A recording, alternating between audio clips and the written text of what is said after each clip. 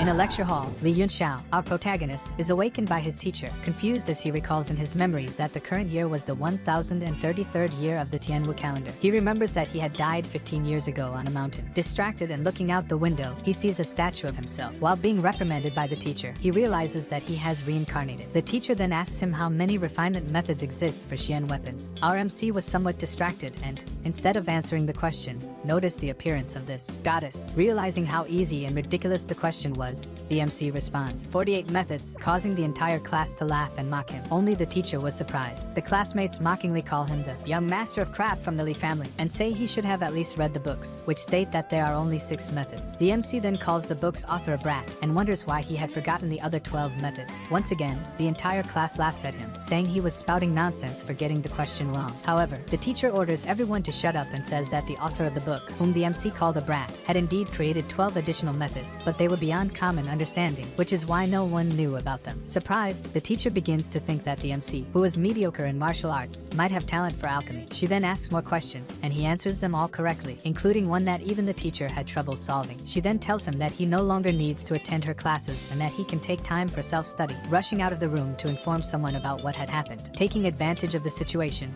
the MC also leaves the room, leaving the students gossiping about him, commenting that he might be a genius in alchemy. The MC walks through the city, which was built by his disciple, and comments on how devoted his disciple was to have made a statue of him as a tribute. He heads to the Alchemy Tower. His current body has a weak constitution and has not yet opened the meridians, which is why he is considered trash. But that wouldn't be a problem for someone who is considered the 3rd strongest martial sovereign in his past life. He enters the tower to look for Yangdi, his disciple, seeking a way to fix his weak body. With the experience of 2 lives, he would certainly be able to reach even greater heights than in his past life. Unfortunately, the tower's receptionist tells him that Yangdi has not been the president of the tower for 20 years. The MC is frustrated. He, who is basically a god both in alchemy and martial arts, is now trapped in the weak body of a talentless boy. I wouldn't complain so much. The guy is getting another life and is still whining. The MC hands a list of herbs and materials to the receptionist, intending to use them to open his meridians. At that moment, a newly graduated alchemist arrives and orders the girl to fetch an elder. He grabs the MC's list, calls it trash, crumples it, and throws it away, saying the tower wasn't a place for children to play. Understand this, in his past life, any scribble about alchemy by the MC was treated as a treasure, and now, a mere rank 1 alchemist had just crumpled up his recipe and thrown it away. The MC is furious, and starts saying that this alchemist must have used an extreme method to pass the exam, which caused severe damage to his hands and meridians. He precisely describes the effects, step by step, making the alchemist panic, especially when the MC mentions that to stay alive, he would need to cripple his cultivation and cut off his hands. The MC also mentions that there is a way to save the alchemist, but since he was expelled, he turns and starts to leave. The alchemist, in panic, runs after him and bows, begging for his help. The MC then asks for the recipe that the alchemist had crumpled earlier, blows his nose on it, throws it on the ground, and says, "Give me 10 batches of this list, and find me at the academy." He finishes by saying, "Respect isn't given, you can beg for it or earn it." The MC tells the lackey that his right hand will last only 3 days, leaving the man desperate, as many of the items on the list he had never seen in his life. The MC then mentions a recipe for a remedy that can relieve the pain and make his hand last a few more days, and then leaves the tower, leaving the lackey humiliated. The lackey, resentful, swears that after healing his hand, he will tear the MC to pieces. Meanwhile,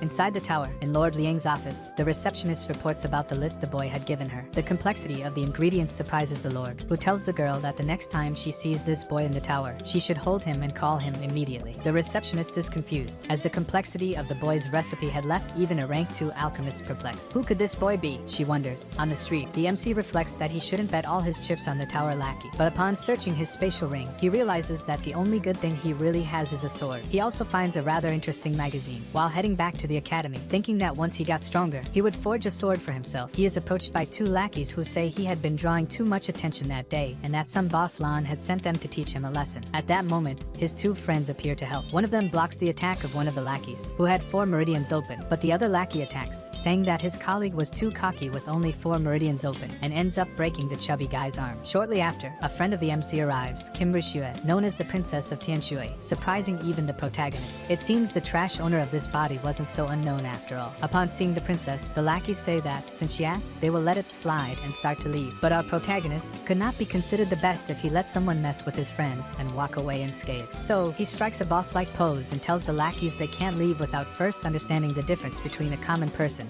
and someone with 5 meridians, like them. At that moment, one of the lackeys charges at the MC, thinking he would finish him in one blow, but ends up taking a kick right between the legs. My friend, that hurt even me. When the lackey's friend judges the MC for for delivering such a low blow. The MC simply replies that he just put his leg forward, and the stupid lackey ran into it. He did nothing wrong, but the lackey's friend, furious, says it doesn't matter what the excuse is, he will make the MC taste his own medicine and end his manhood right there. However, the guy was really stupid. Seeing the MC holding a sword, he still tries to punch it, and the MC simply uses the sword to block the attack. The lackey, of course, hurts himself badly, and as if that wasn't enough, his partner also gets his balls crushed by the MC, leaving the two lackeys completely defeated. At that moment, all the men in the room, including me, the narrator, felt an intense pain between our legs. The MC then says that if he couldn't handle two trashy delinquents like them, he would bang his head against the wall until death. He bids farewell to his friends, leaving them confused, and upon arriving in his room, he comments that his body is very weak and that he needs to strengthen it somehow. He decides to use the Tyrant Body Technique, a technique used by one of the 10 sovereigns, a title given to the representatives at the peak of martial society. The strongest among them, who received the title of Martial Tyrant Sovereign, acquired this technique by a stroke of luck along with our MC. Unfortunately, in his past life, he died before he could begin cultivating it. Now, he intends to use this second chance to finally practice it. However, saying it and doing it are entirely different things. The MC feels this firsthand and is shocked by how painful it was to practice this technique. Fair enough,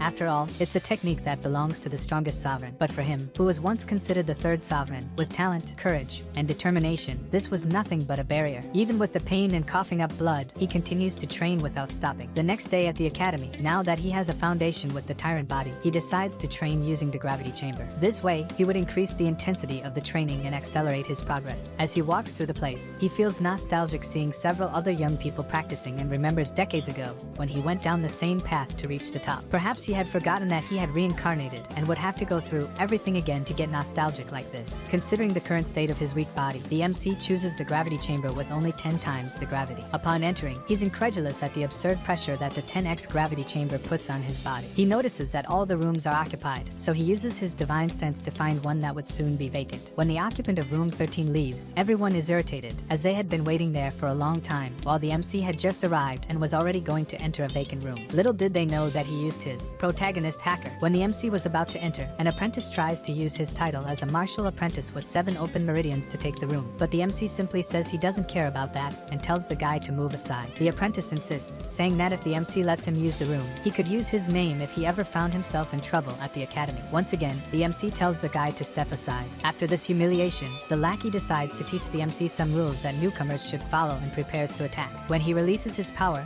the bystanders begin to comment, as always, about how amazing he was. Blah blah blah. The guy then says that, since he was in a good mood, he wouldn't kill the MC, only break all the bones in his body. But the MC replies that his technique, the Tiger Fist, required precise timing for the attack to be fatal, and he walks away, treating the lackey as insignificant. Obviously, this only makes the guy angrier, who attacks, saying he would kill the MC for being so arrogant. Then, our protagonist assumes a combat stance, and the pressure he emits puts the lackey in ecstasy. It was almost as if he were a sheep walking straight to the slaughter, the lackey's own words. At the moment of impact, the MC grabs his wrist and strikes his shoulder. The MC feels disappointed when he sees that his attack, instead of knocking the guy out, only broke his arm. The onlookers begin to spout the same nonsense as always, making the guy even more furious. At that moment, Luo Landuo appears. She tells the lackey he can leave the room since it was occupied, then congratulates the MC but states that with only these ridiculous tricks, he won't go far and, at this rate, would never win. Apparently, the two had a history together. The former owner of the body liked her, but he was rejected because he was useless at cultivation, as his body couldn't open the meridians, not even with the help of alchemists. Everyone then remembers him, the trash young master of the Lee family, and they start gossiping. While they all humiliate him, the MC simply tells the girl that she's right, but that the current fight isn't with her. He then stares at the lackey, who is shocked, and says that since he was done, he was going to train, entering the room and leaving the two behind, dumbfounded. The girl adds that if the lackey had mastered his technique to its full extent, the MC wouldn't have broken it so easily, causing everyone around to laugh at the lackey once again. Inside the room, the MC delivers a monologue about how difficult the life of a cultivator is, completing it by saying that if he manages to unlock his meridians and condense his chi, it would take about 10 days to return to the pinnacle of the new heavens realm. Then, he begins his training. Inside the gravity room, the MC was suffering. He had already pushed himself hard training at home, and now, in that 10x gravity chamber, he was suffering suffering even more. Even coughing up blood, he gets excited about the training and says that in 3 days, he will have the same physique as a martial apprentice, which would increase his chances of opening his meridians by 60%. While the MC was destroying himself training in the gravity room, the rumor that he had defeated the lackey spread, shocking everyone. A common boy had defeated a martial apprentice with 7 open meridians. With the rumors spreading, the 3 days flew by. The MC left the room completely battered, and more rumors started, some about the fight with the lackey, others wondering why he trained to the point of near death, and still others speculating that he did it to win over the girl from before. While everyone gossiped, a lackey let out a desperate scream. When everyone looked at the room where the MC had been training, they saw all the dummies, which had never been broken in over 100 years, destroyed on the floor. They wondered if that boy was even human. Back in his room, the MC was amazed at the grandeur of the Tyrant Body Technique, realizing that all his injuries had already healed. The MC is then surprised by his friend and accidentally dislocates his friend's arm. The friend comments that the teacher had been desperately looking for him for the past few days. He also mentions that the boss of the 2 lackeys hadn't remained silent, as he had entered isolated cultivation to advance to the origin realm, and when he returned, he would certainly come after the MC. What worries the friend most, however, is that the MC simply tells him not to worry. After all, it was just the origin realm. He then adds that there's something more important right now. At that moment, he looks at his friend with a serious expression and says he needs to borrow a lot of money. And here I was thinking it was something really serious. The friend lends him the money, but as he was preparing to leave, an explosion destroys the door and throws him across the room. It was the lackey, the same one the MC's friend had just mentioned. He destroyed the door and his friend with a kick, leaving the other friend lying beaten on the floor. The lackey then calls the MC a damn piece of trash and says he challenges him to dare touch his men again. After that beautiful declaration of love from the lackey, his 2 followers became emotional and urged their boss to finish off the MC, who had beaten them up. The MC then stared at the lackeys and commented that their boss was only at the first stage of the origin realm, yet they were causing such a fuss. The lackey, full of audacity, pointed at the MC and asked if he would kneel and beg for forgiveness, or if he would need to break his arms and legs. This irritated the MC, who responded by saying it had been a long time since he heard such an arrogant threat, and that the lackey had a really friendly face. The pressure the MC exerted on the lackey with those words was so intense that, consumed by fear, the lackey attacked desperately, believing that if he hesitated, he wouldn't have the courage to face this monster in front of him. In the lackey's mind, the image of the MC appeared like a giant wave, while he himself seemed like a small, insignificant speck. Seeing the impulsive attack, the MC even made fun of the situation, making the lackey even more furious. But it was all in vain, as the MC easily defended against the attack, leaving everyone incredulous, especially since he hadn't opened a single meridian yet. The MC began laughing, saying it had been a long time since he had used all his strength, and that the lackey's attack was, in a way, satisfying. He then provoked him further by telling the lackey to keep going, as now was the time for some lessons, shocking everyone around. After the provocation, the lackey used his cloud flow technique and asked how the MC would defend against the strike with the power of an origin realm martial warrior, while the lackey's followers reacted enthusiastically, like they were blooming flowers. These guys are quite suspicious. The MC explained exactly how the lackey's technique worked, and even pointed out all the mistakes he was making, irritating the lackeys even more. The MC concluded by saying that the lackey was lucky to be learning something from him. With a simple move, the MC disarmed the lackey, who was now trembling with fear. The guy, who hadn't even opened a single meridian, was practically already knocked out. The MC then finished the fight with a kick to the lackey's face, sending him flying. Next, the MC rested his sword between the lackey's legs and mockingly said that the lackey's attack had been so strong that he was no longer able to hold onto his sword, and that it might fall at any moment and cut off his manhood. The MC added that he had been too lazy to settle things with that lunatic, but the unfortunate guy not only came after him, but also hurt his friends and threatened the MC's life. He then asked, with all those offenses, whether the lackey really deserved to walk away without a scratch. The terrified lackey began to beg for the safety of his little friend, while everyone around held on to their own parts, imagining the worst. The MC stated that if the lackey wanted to keep his body intact, he would have to pay, and he also pointed to the other lackeys who had come with him, forcing them all to hand over their treasures to the MC. The MC also took the lackey's jade pendant, which was a family heirloom from the Lan family. The MC said that if he didn't want to hand over the jade, that was fine, but he would harm all the lackeys who had accompanied him. Lan Fei, not wanting to lose his followers, said that his men's lives were worth more than any treasure and handed over the jade. Seeing this, the MC pretended to attack the lackey to expose him, and, as expected, Lan Fei used the girl who was with him as a shield. This caused the other lackeys to look at him with contempt. The MC then said he was just joking and told them all to leave. That jade, by the way, was a 5-colored divine stone, which would help the MC when he opened his meridians. After confirming this, the MC looked off into the distance and said that the show was over. He then ordered the alchemist, who had been hiding and watching everything, to come out. This left the alchemist in shock. How could a boy with sealed meridians defeat Lan Fei and still notice where he was hiding? His plans to sneak in and steal the antidote formula were destroyed. The MC asked if the alchemist had managed to gather all the ingredients he had requested. requested. The lackey, now uncertain if he could defeat the MC after seeing how easily he defeated Lan Fei, handed over what he had and said he only managed to gather 6 batches. The MC then asks the alchemist to tend to his fallen friends, leaving the alchemist furious, but he obeys nonetheless. The alchemist, irritated, demands that the MC hand over the recipe, saying that he had already done enough and would no longer take orders from the boy. Calmly, our MC responds that soon, the alchemist would be more than happy simply to serve him. The alchemist, thinking the MC was lying to him, begins to shout. However, the MC interrupts him, stating that he would never waste his time lying to a mere level 1 alchemist. He hands over the recipe, and as the alchemist is leaving, the MC warns him that the recipe would heal his entire body, but the illness had left lasting effects. These after effects would make the alchemist have to work 100 times harder in his cultivation, along with a significant reduction in the soul power he once had, causing him to regress to the level of an apprentice. The MC adds that, with luck,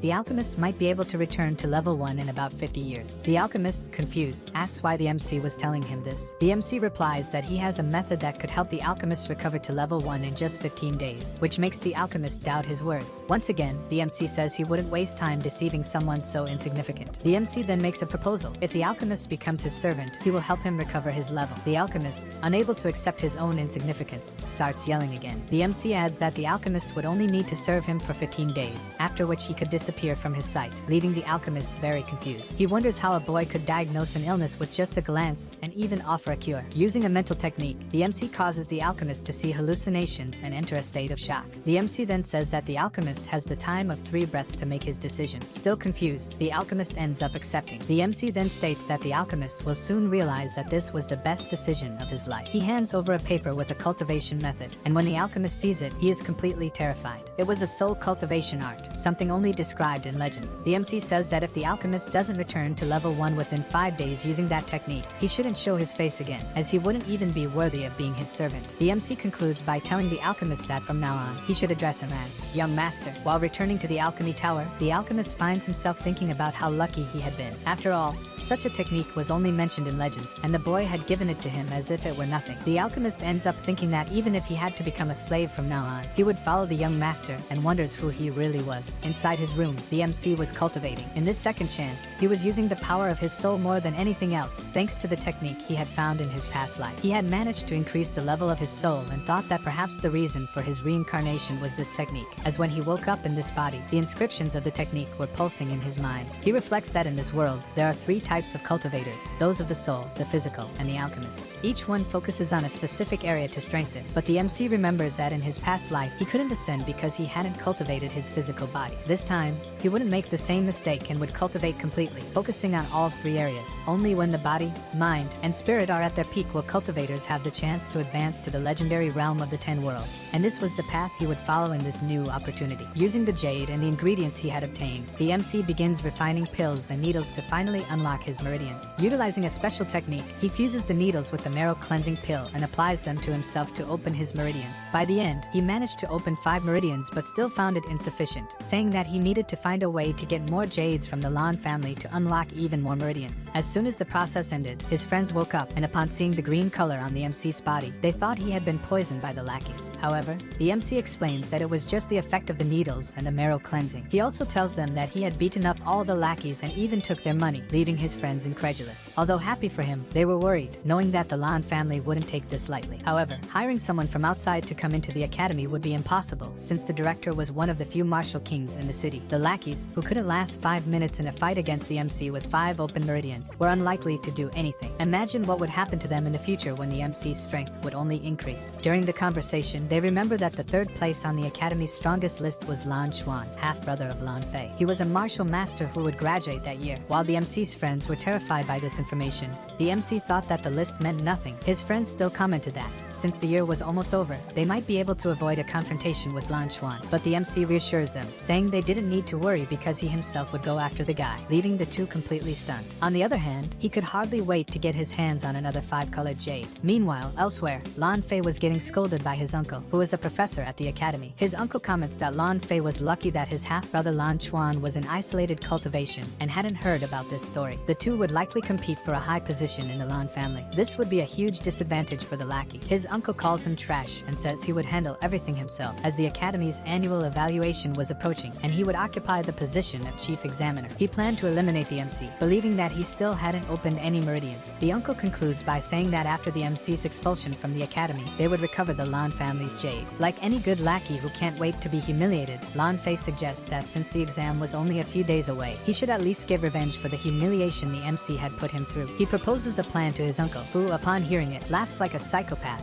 and says that maybe his nephew wasn't as much of a loser as he thought. In the MC's courtyard, while he was cultivating, he sensed the presence of some people sneaking in. Using his divine sense, he opened the door and found a love letter from Luo Landuo. The MC then steps out of his room all dressed up, and the two crazies hiding think that he had fallen for their pathetic plan. They break into the MC's room while he watches from afar, curious about what the lackey's great plan might be. After the lackeys leave, the MC realizes they were trying to incriminate him by planting stolen underwear from the academy girls in his room. He gets excited about playing this game with them. The note said he should meet the girl in the garden, an area reserved for couples who wanted to be alone. Playing the fool, the MC heads to the location. When he arrives, the protagonist sees a blonde girl running and asking for help. He points his sword and makes the girl stand in front of him without saying a word, and when she begs, he tells her not to move or she will die. The crazy man catches up to the girl and thanks the protagonist for the gift and says he's going to start the tasting. The guy stops and tells the protagonist to leave now. The girl doesn't cry with real tears, and yet he just watches. The girl drops the soft stick and runs to save herself. However, the protagonist stops the girl and tells her that she doesn't need to run. He won't save the girl because these people are the ones who will do that. At that moment, several people appear, including the academy's dean, who is completely shocked by the scene. The lackey realizes that his plan is falling apart but doesn't have time to react as the dean punches him in the jaw, knocking him down like a sack of potatoes. The lackey is then beaten by the students who came along. While the lackey is getting pummeled, the MC takes the opportunity to tease the blonde, who blushes, realizing that the MC had known about the whole plan from the beginning. Seeing that the first part of the plan had failed, Lan Fei, who was watching from afar,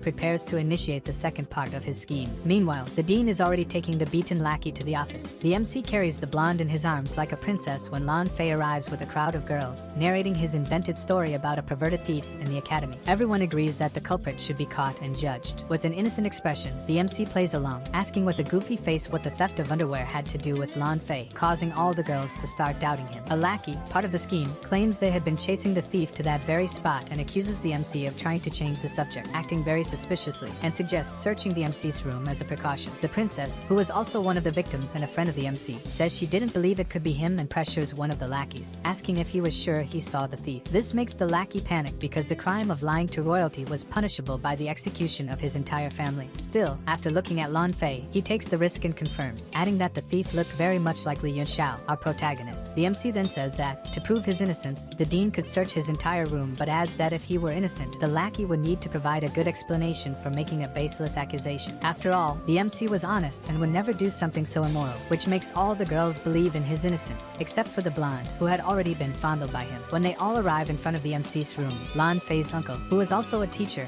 is already waiting for them, which seemed very suspicious. The dean and the MC ask why he was there since they were told the thief had fled to the garden. To avoid suspicion, the teacher claims that he was only trying to catch the thief as quickly as possible, and that once caught, the culprit should be expelled immediately. The dean, finding this strange, says they should first open an investigation to ensure that everything wasn't staged. The MC, laughing, comments that since the professor was already there, he was sure everything would be fair once the real culprit was caught, and tells everyone to go ahead and search as much as they wanted. Seeing that only Lan Fei's friends were willing to search, the dean warns that if anyone was caught planting false evidence, they would be expelled. The princess also decides to help search, worried about her friend. In the end, the teacher suggests that it would be better if everyone joined in to avoid any problems. When they find nothing, the teacher quickly declares that the MC is innocent. Realizing that the MC had discovered their plans, he begins to leave, saying that everything had already been resolved. But the MC interrupts him, reminding him that he himself said he wanted to catch the thief quickly, but as soon as he discovered the MC's innocence, he gave up. The teacher tries to justify himself, saying that the academy was too big and that it would take a long time to search, possibly the entire night. The MC, however, reminds him that the lackey had said he saw the thief and suggests that perhaps Lan Fei, his boss, was behind everything. Lan Fei, in his defense,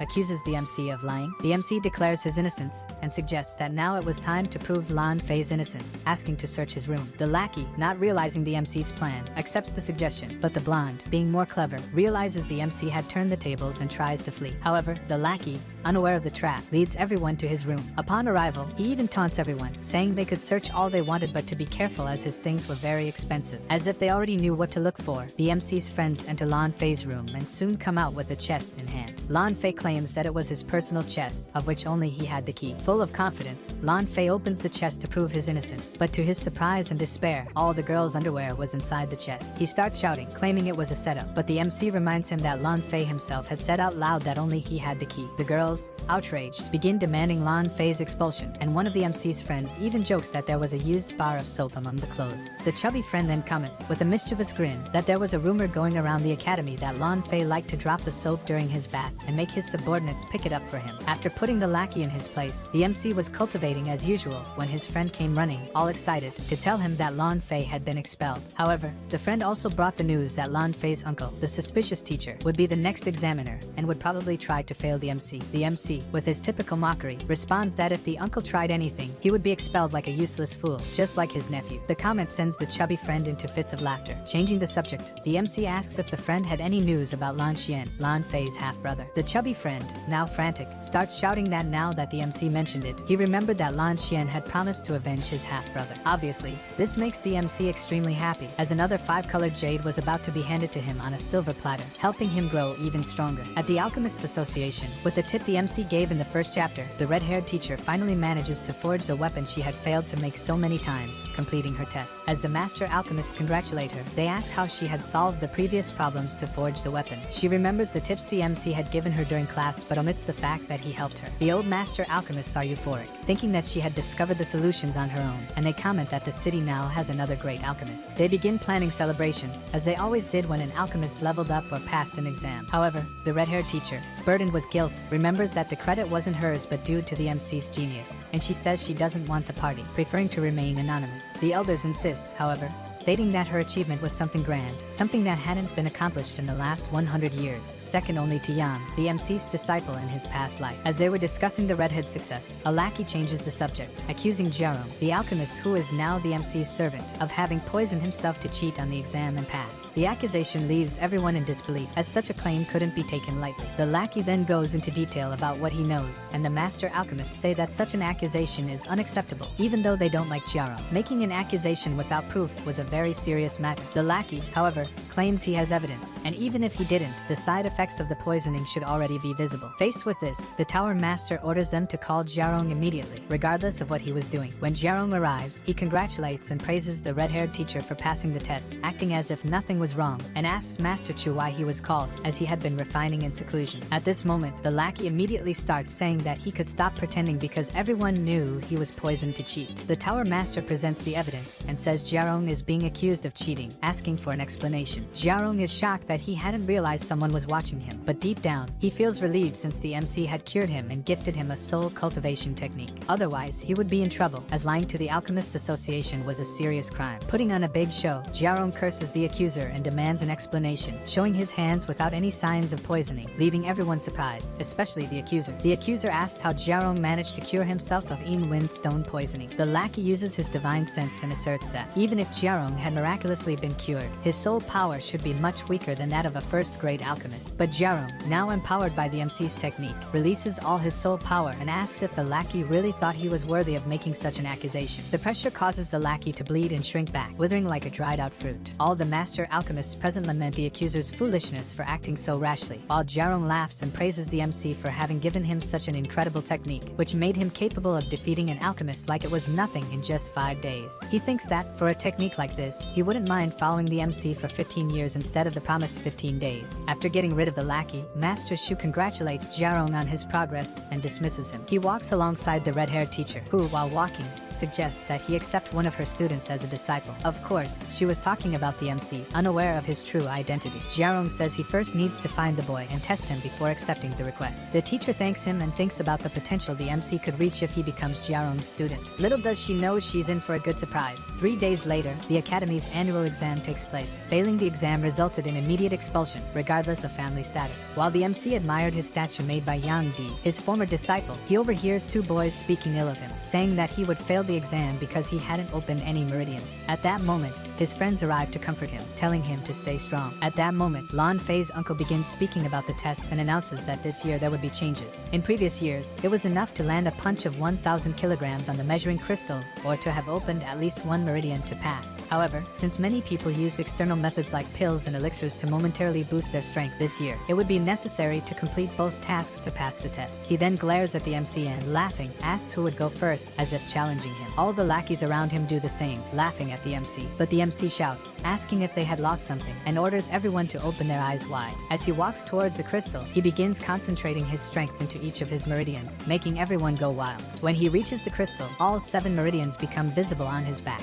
causing a frenzy in the crowd. Lan Fei's uncle is completely shocked, lost in thought. The MC looks at him and says, "Pay close attention, being strong is nothing special." Then, he concentrates all his physical strength and strikes the crystal, leaving a massive crack in the center. The crowd of lackeys goes crazy, while his 3 friends celebrate wildly. He asks if everyone is satisfied and, looking at the professor, says that he's very busy and walks away, leaving the professor to contemplate his own insignificance. As the MC leaves, Lan Xian appears and greets him. The MC, with his typical disdain, flips him off and says that trained dogs shouldn't get in the way of others. Though irritated and wanting to kill the MC, Lan Xian maintains his composure and says that he came to settle his brother's problems. Wanting to provoke him further, the MC comments that after beating up the puppy, the bigger dog shows up. The lackey asks if all the members of the MC's clan are as rude as he is, but the MC confronts him, asking if he has a problem in the head. Their families have been feuding for years, and now, after his brother got trashed, he comes to settle scores. Lan Xian loses his temper, and the MC applauds, saying that now he's finally acting like a proper bully. Lan Xian then says that he doesn't want to argue pointlessly and pulls out a duel letter, making a speech to the crowd. He finishes by saying that the MC had 2 options: kneel and promise never to mess with his family again, or accept the duel and regret being born. The princess intervenes, accusing Lan Xian of being shameless since he, a 9-star warrior, was trying to intimidate an apprentice. But the MC, eager for an opportunity to face more lackeys, sarcastically suggests that Lan Xian might be so desperate because, like his brother, he had repressed homosexual tendencies and was frustrated. He even asks since when the Lan family started being ashamed of their actions. Lan Xian, trying to mock the MC, comments that he was speaking very arrogantly for someone who hides behind a woman. The MC, without hesitation, spits on him and says that despite Lan Xian having no shame in intimidating the weak, he accepts the duel. He adds that in 3 days, he would break Lan Xian's legs in the arena and make him lick his feet. His 3 friends are desperate, begging him not to be so impulsive since the difference in cultivation between the 2 was enormous. The MC, touched,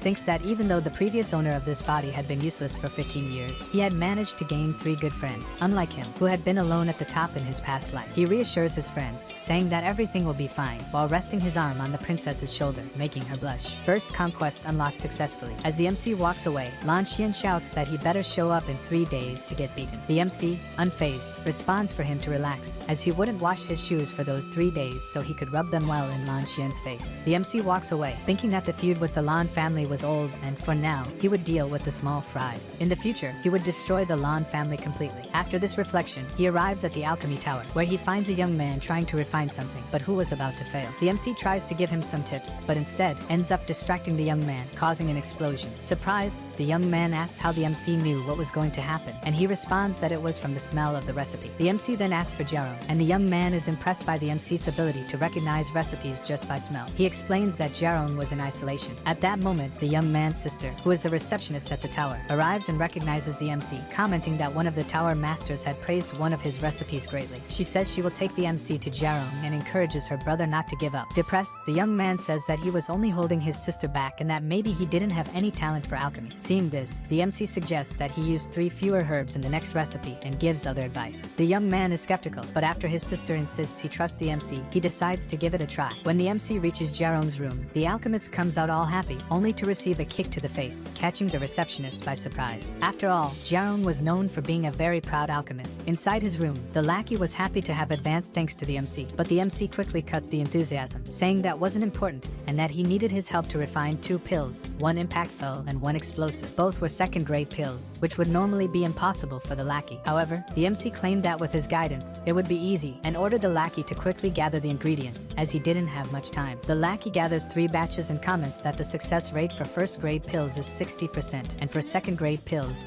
it should be even lower. When the MC asks why he had more than 1 batch on the table, the lackey hesitates, but the MC tells him to forget about it and start refining immediately, following his instructions. During the process, the MC yells and corrects practically everything the lackey does, giving the impression that he was bullying him more than actually helping. However, the 2 pills are completed using only 1 batch, leaving the lackey amazed, blossoming like a flower and wondering how it was possible. While Jarong dreamed of becoming an excellent alchemist as long as the young master continued to teach him, the MC burst his bubble by asking why the purity of the pills was so low and calling him useless for making a mess over 2 trashed pills. The lackey, disheartened, even collapses on the floor, defeated. Seeing the state of the lackey, the MC says that he will purify purify the pills himself, making the lackey go crazy again as he observes the hand positions used in the purification technique. When the MC finishes, he says that was the maximum purification he could achieve in his current state. The lackey, upon picking up the pill to check, becomes euphoric again upon realizing that it was perfect and declares that he wanted to follow the MC forever. The MC, indifferent, was leaving the tower when he noticed that the young man he had given some tips to had succeeded in his refinement. He gives a thumbs up to the receptionist and heads home to continue his cultivation. After all, he had to humiliate a lackey at the academy. In the director's office, the red-haired teacher was being updated on the recent news at the academy as she had been absent. She couldn't believe that Li Yunxiao, the MC, had passed the exam with more than 1,000 kilograms and even unlocked his meridians. Furthermore, he had humiliated Lan Fei, practically causing his expulsion. The director laughs and comments that it's good for these spoiled brats from the big families to have some fights among themselves. He congratulates the redhead on becoming the youngest alchemy teacher and reveals that at the celebration party, he will announce her promotion to vice principal. The redhead, however, isn't interested in the announcement and stands up, determined to stop the new duel. As she walks down the hallway, the director appears by her side. She warns him not to try to stop her, reminding him that it was a simple tip from the MC that helped her pass the test, and that she didn't want to see him get beaten. The director, amused and intrigued, comments that this will be very interesting and decides to accompany her to watch the duel between the academy's third strongest and the supposed failure. He was eager to see just how strong his students really were. Elsewhere in the academy, in the gravity room, Lando and the lackey who had been beaten by the MC were discussing the duel. The lackey tries to convince Lando to attend the duel between Lan Xian and the MC, but the girl refuses, saying she was busy. She comments that Lan Xian was digging his own grave by accepting the duel, and that he was no better than anyone else for going after the weak. Irritated, the lackey stands up and says he will go watch alone, as he was excited to see the MC die. The girl just thought how pathetic he was. After taking a beating, he found pleasure in seeing someone else do what he couldn't. At that moment, when she glanced over, she saw Li Yunxiao leaving the gravity room fully focused and was surprised. There's no point in regretting it now. The idiot who liked you doesn't exist anymore. At the arena, the entire crowd was gathered to witness a spectacle, but it wouldn't be quite what they were expecting. Lan Xian was meditating in the center of the arena, waiting for the MC, while the lackeys gossiped about the MC not showing up because he was afraid of dying. No one would judge him. After all, everyone would do the same. The princess asked her friends if the MC was really going to appear, but one of them replied that he didn't know. The MC had been missing for the past few days, and he asked the other friend if the MC had run away. The other friend said it was impossible. A man may die on his knees, but never was shamed. Then someone shouted, announcing that the MC had arrived, and a lackey, seeing him confidently carrying his sword, declared that he was already dead. The crowd began gossiping, saying that the MC was an idiot for showing up for this duel. After all, this was basically suicide. In the arena, after everyone saw the MC arriving, they all began to wonder where he found the courage to show up and humiliate himself, or if he had some kind of plan. No one would have the courage to face an enemy who was several cultivation rounds ahead. That would be courting death, and no one here was foolish. The MC's friends ran ahead, trying to stop him from committing such foolishness, saying that Lan Xian would kill him without mercy. At the same time, the red-haired teacher arrived, telling everyone to step back because she had something to say. She shouted, declaring that the duel was cancelled. The crowd started gossiping, commenting that now everything made sense. The trash from the Li family only had the courage to accept the duel and show up because he had someone to protect him and stop the duel from happening. The teacher struck a pose, saying that Li Yunxiao was her student and that she would protect him no matter what. It was her duty. The MC crossed his arms and asked mockingly why the teacher was worried about protecting Lan Xian, since he wasn't even her student, suggesting that he would win the duel easily. He then walked past the teacher and told everyone they could leave because he would finish this quickly, leaving not only the teacher surprised but everyone in the arena. Seeing that it was impossible to stop the duel, the teacher released her aura and prepared to intervene in the fight at any moment to prevent the MC from getting hurt or crippled. When the two stood face to face, the lackey said he thought the MC would be too scared to dare show up. At that moment, a golden power covered the MC's body, and he asked the lackey if he thought simple words would save him today. Seeing the power the MC was releasing, everyone was in shock, even the teacher. The lackey who had been beaten by the MC in the gravity room was seething with anger at seeing the MC's progress. Lan Xian stood up, saying that now he understood how his half-brother had been defeated. After all, the MC had been hiding his power from everyone. Then Lan Xian released his cultivation to the fullest, once again leaving everyone in disbelief, thinking that this time the MC would surely die. At that moment, the director arrived, and while everyone greeted him respectfully, he commented that they were underestimating Li Yunxiao. The MC began walking toward the lackey, and the director noticed that as the MC walked, the ground trembled, as if the laws of the world were following his steps. But the lackey, unaware, thought the MC was walking clumsily out of fear and mocked him, saying that he was so scared he could barely walk straight. He added that he would be merciful. He wouldn't kill the MC, just beat him until he begged for mercy and would destroy the pride and dignity of his family. The lackey used the same technique as his brother, Cloud Flow, but the MC dodged easily, as if it were nothing. This left the lackey terrified, thinking the MC had already surpassed his speed, and so it continued, with the MC effortlessly dodging every attack while walking in the air. Yes, he was walking in the air. Even the director and the teacher were astonished at the technique the MC was demonstrating. Every move he made was perfectly synchronized, as if following an extraordinary rhythm and sequence. To drive the old man even crazier, the MC began gathering the power of heaven and earth. Everyone watching the fight was terrified when they heard the director say this, and in the end, the director went mad and burst into laughter. It was too much excitement for the old man's heart, folks. The MC had managed to cover his body with the power of heaven and earth, and at that moment, he looked more like a god than a boy, constantly absorbing the world's energy. Using this power, the MC made a gesture, and several golden hands appeared in the sky behind him, beginning to descend upon the lackey, who could do nothing but watch in disbelief. The MC then recited the technique, saying, "Life passes in an instant, float in the sky like a swan." I thought it would be something cool, but I was wrong, folks. The director, once again in disbelief, shouted when he saw the MC using the floating life seal, commenting that with the MC's current power, it should be impossible for him to pull off something like that. After all, the difficulty was immense. Even the director himself couldn't do something like that, folks. This old man is just like the MC's chubby friend. He'll end up dying of a heart attack with all these surprises. Both the director and the teacher were wondering if the MC was somehow a disciple of Yang Di. It was too much information for them to process in such a short time. The golden palm obliterated the lackey, leaving him crushed on the ground like stepped-on dog poop. Everyone was once again caught by surprise. With just one blow, the MC had defeated the leader of the Xian gang, a 9-star martial warrior and third-ranked among the most powerful in Tianshui, of course, among the students. While everyone was still processing this information, the MC looked at the lackey lying on the ground and said, "As I said, no one can save you." The director shouted for the MC to stop and rushed to intervene, but the MC stomped with full force on Lan Xian's dantian, destroying his cultivation and crippling him. Everyone was in disbelief and shock, seeing the MC's cruelty while focusing on Lan Xian's devastating condition. The director landed nearby, seeing that everything was already over, but the MC still delivered a kick to the guy's face and said, "I told you I'd make you lick my feet, and I always keep my word." The lackey's condition was deplorable, completely destroyed. Naturally, the MC took the lackey's jade as well, and the director shouted that he was going a bit too far. However, the MC simply kicked the lackey, who now looked more like a zombie, toward the old man, as if he were a piece of trash. And the director, instead of catching the boy, who was his student, tossed him aside and ignored him. The director stands face to face with MC and asks why he was still doing this, as he had already crippled his opponent. MC replies that it was a duel to the death, meaning the loser's life was in the hands of the winner, and tells the old man to mind his own business. At this moment, the director is astonished by the boy's audacity. The teachers and MC's friends are also shocked. After all, in Tianshui, the director was known as a king. Not even the heads of the Alchemy Association or the royalty dared speak to him like that. Furious, the director asks the boy if he has any idea who he is talking to. MC responds that he was the director of Jialan Academy, a 100-year-old martial king, and nothing more, adding that he found it ridiculous that the director thought he deserved any respect. MC further provokes him, saying that if it were him, he would be so ashamed he'd bang his head against the wall until he died. MC's friends and the teacher stared at him in disbelief, thinking he had gone mad. The director, meanwhile, lets out a roar, ordering MC to die. Enraged, he releases his cultivation, exerting massive pressure on the boy to teach him a lesson. Struggling to resist the pressure, MC asks if the old man wasn't ashamed of intimidating someone nearly 100 years younger and promises that if he survived this, he would return the punishment 100 times worse. Then, he manages to stand, even with all the pressure on him. The director cannot believe it and wonders what the boy's body is made of. The teacher, observing everything, feels MC's aura and looks at the statue in fear. The expression and posture of MC at that moment were identical to Gu Feiyang. Spitting a bit of blood, MC declares that a simple egocentric martial king thinks he cannot retaliate, and that even though the old man has a long life, he would make him pay for this. MC takes the explosive pill. The director, confused, wonders how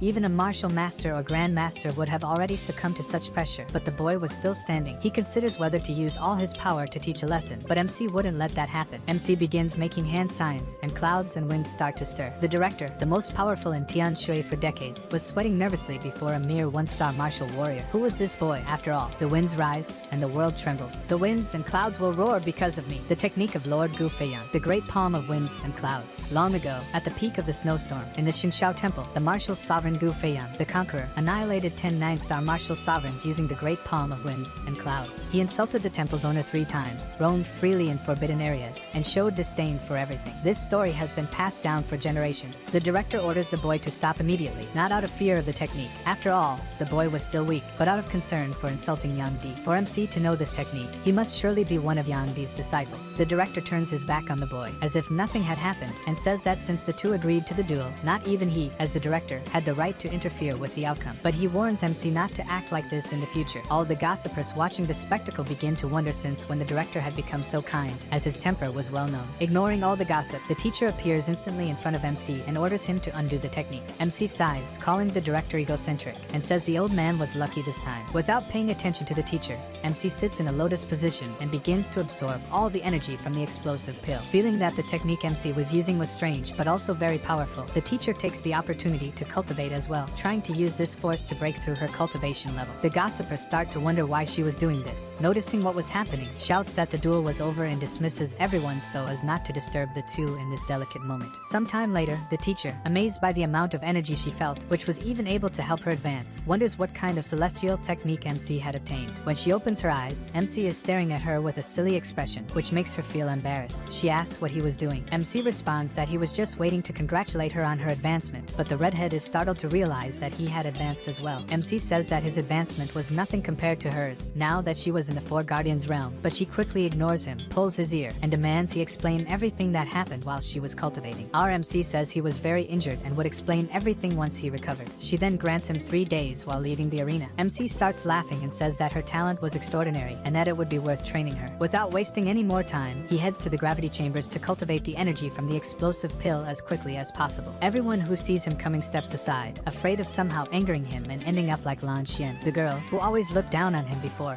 hears the gossip from the lackeys about how MC had defeated Lan Xian, who would now live the rest of his life as a cripple after being destroyed with just one blow. They say not even the first or second ranked in Tian Shui could resist Li Yunxiao, not to mention the cruelty he showed after defeating the lackey. The girl can't understand how the useless boy who couldn't even open a meridian had become so strong. Quickly, MC finishes his training, advancing to the peak of a 2-star warrior, and his first grade soul strength was 100% restored. He is surprised by the divine expansion of his soul. Not even in his dreams did he think he could recover his soul strength so quickly. But that's great for him. After all, now he could forge weapons and pills on his own. When he returns to his room and is about to enter, his instincts warn him that something is wrong, but it's too late as the teacher pulls him inside. It had already been 5 days, and he hadn't met her to explain everything that happened. So, MC gives the excuse that he was cultivating and lost track of time. When the teacher realizes that he has reached the peak of 2 stars, she is frightened and scolds him about deliberately using fast break pills. She asks for a good explanation, but MC plays dumb, asking what she was talking about. She bombards him with so many questions that he's about to collapse. To get out of this situation easily, MC asks what the director thinks about all of this, and she replies that the old man believes that Yandi has accepted him as a disciple. MC, shamelessly, gives a thumbs up and says that the director was very smart to accept that right away. He thinks the teacher would accept the lie immediately, but she says that while others may easily believe that lie, she knows it's false. First, because MC's family didn't have enough influence to convince a lord, and second, because Yandi didn't know the great palm of winds and clouds technique. MC grows suspicious of how she was so certain that Yandi didn't know this technique, but realizing that he didn't want to reveal anything, she decides not to press him. She says it's fine, that everyone has their secrets, and that she was just a bit worried about him. However, she tells him to come with her to meet the master she had found for him. MC tries to resist, saying he didn't have soul power, but the redhead responds that he wouldn't decide that, and it would be up to his new master at the Alchemy Association. Jiarong, MC's servant, was giving a lecture, and everyone was listening attentively when the redhead arrived, shouting that the disciple she had spoken of was with her. Without even turning around, the guy tells her to wait in the main hall and that he'd test him soon. The teacher drags MC to the hall, and the tower's receptionist appears, thanking MC for helping her brother last time. He had managed to refine many pills and made a lot of money thanks to MC's tips. MC responds, saying that her brother has a lot of talent and that it was nothing he did. He just needed to keep working hard, and soon he would become a great alchemist. Embarrassed, the receptionist says she doesn't know how to thank him for all the kindness he's shown. MC then replies that it's simple, she just needs to use her body to thank him. Unfortunately, whether out of jealousy or anger, the redhead lands a punch on MC and says that this wasn't the place for the two of them to flirt. Because of the commotion, everyone who had been focused on the lecture starts complaining and asking them to leave, catching Jiarong's attention. Seeing MC getting scolded because of him, Jiarong already imagines his fate with the words, "Rest in peace," in his head. A lackey who had been listening to the lecture offers to take care of the idiots who were causing the disturbance. Hearing this, Jiarong sends the lackey flying and begins treating MC like a god, calling him young master. The teacher,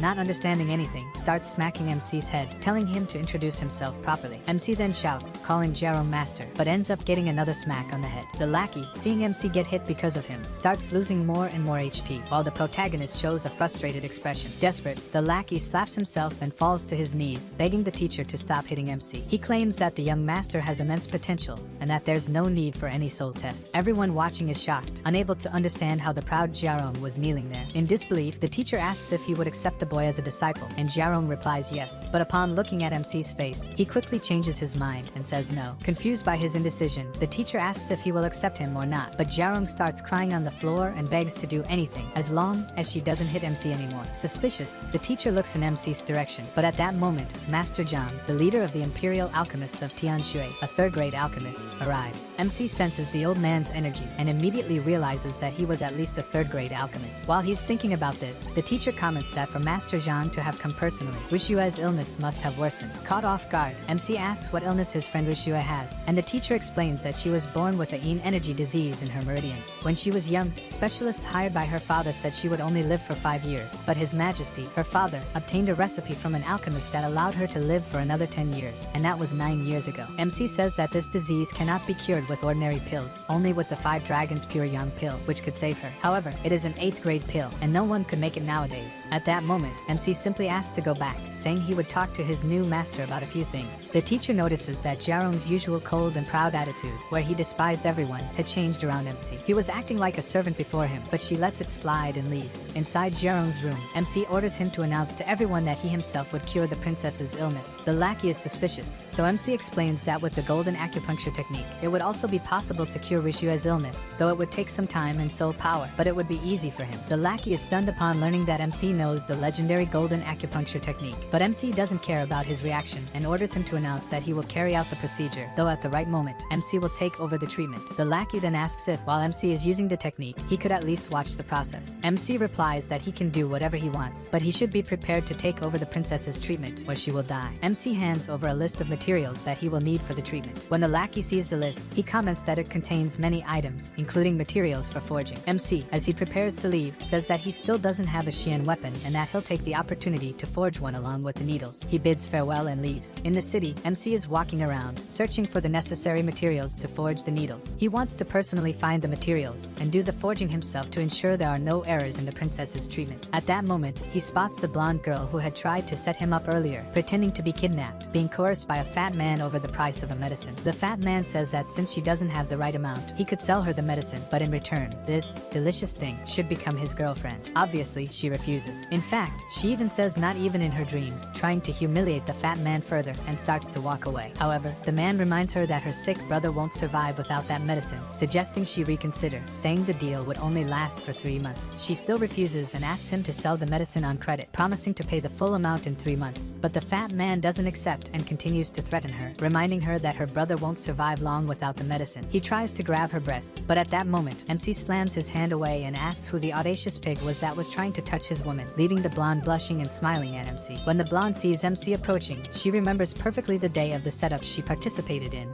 and how our boy took advantage of the situation, if you recall. The fat man, unable to believe what was happening, incredulously asks, "You think I'll allow this? Do you have any idea who you're messing with?" He continues, stating that MC was doomed for messing with the wrong person, but MC remains unfazed, making it clear that even if it were the king in front of him, he would do the same thing. Ironically, the fat man thought he was important because he was an apprentice alchemist of Jiaro. Not understanding his situation, the fat man brazenly orders MC to kneel, hand over 100 gold coins for medical expenses, and maybe, just maybe, he would forgive him. MC replies, saying he knows Jiaro well but has never heard of any of his apprentices. While speaking, he pulls out a bag of gold and throws it to the ground for the fat man, adding, "You can even take my coins, but let's see if you'll survive long enough to spend them." Faced with MC's stare, the fat man trembles all over and instinctively realizes that if he picks up the coins in front of him, he will surely die. The blonde, observing the whole situation unfold, starts to recall everything MC had done since he began his cultivation. It was almost unbelievable. In the arena duel, his attack seemed like a dream. Realizing he was stuck between a rock and a hard place, the fat man runs off, shouting for his so-called brother, Han, who was one of the city guards. When Han sees the fat man, he immediately draws his sword and starts walking toward MC, sending the gossipers into a frenzy. The audacity of this new lackey. He arrives and tells MC that he doesn't know him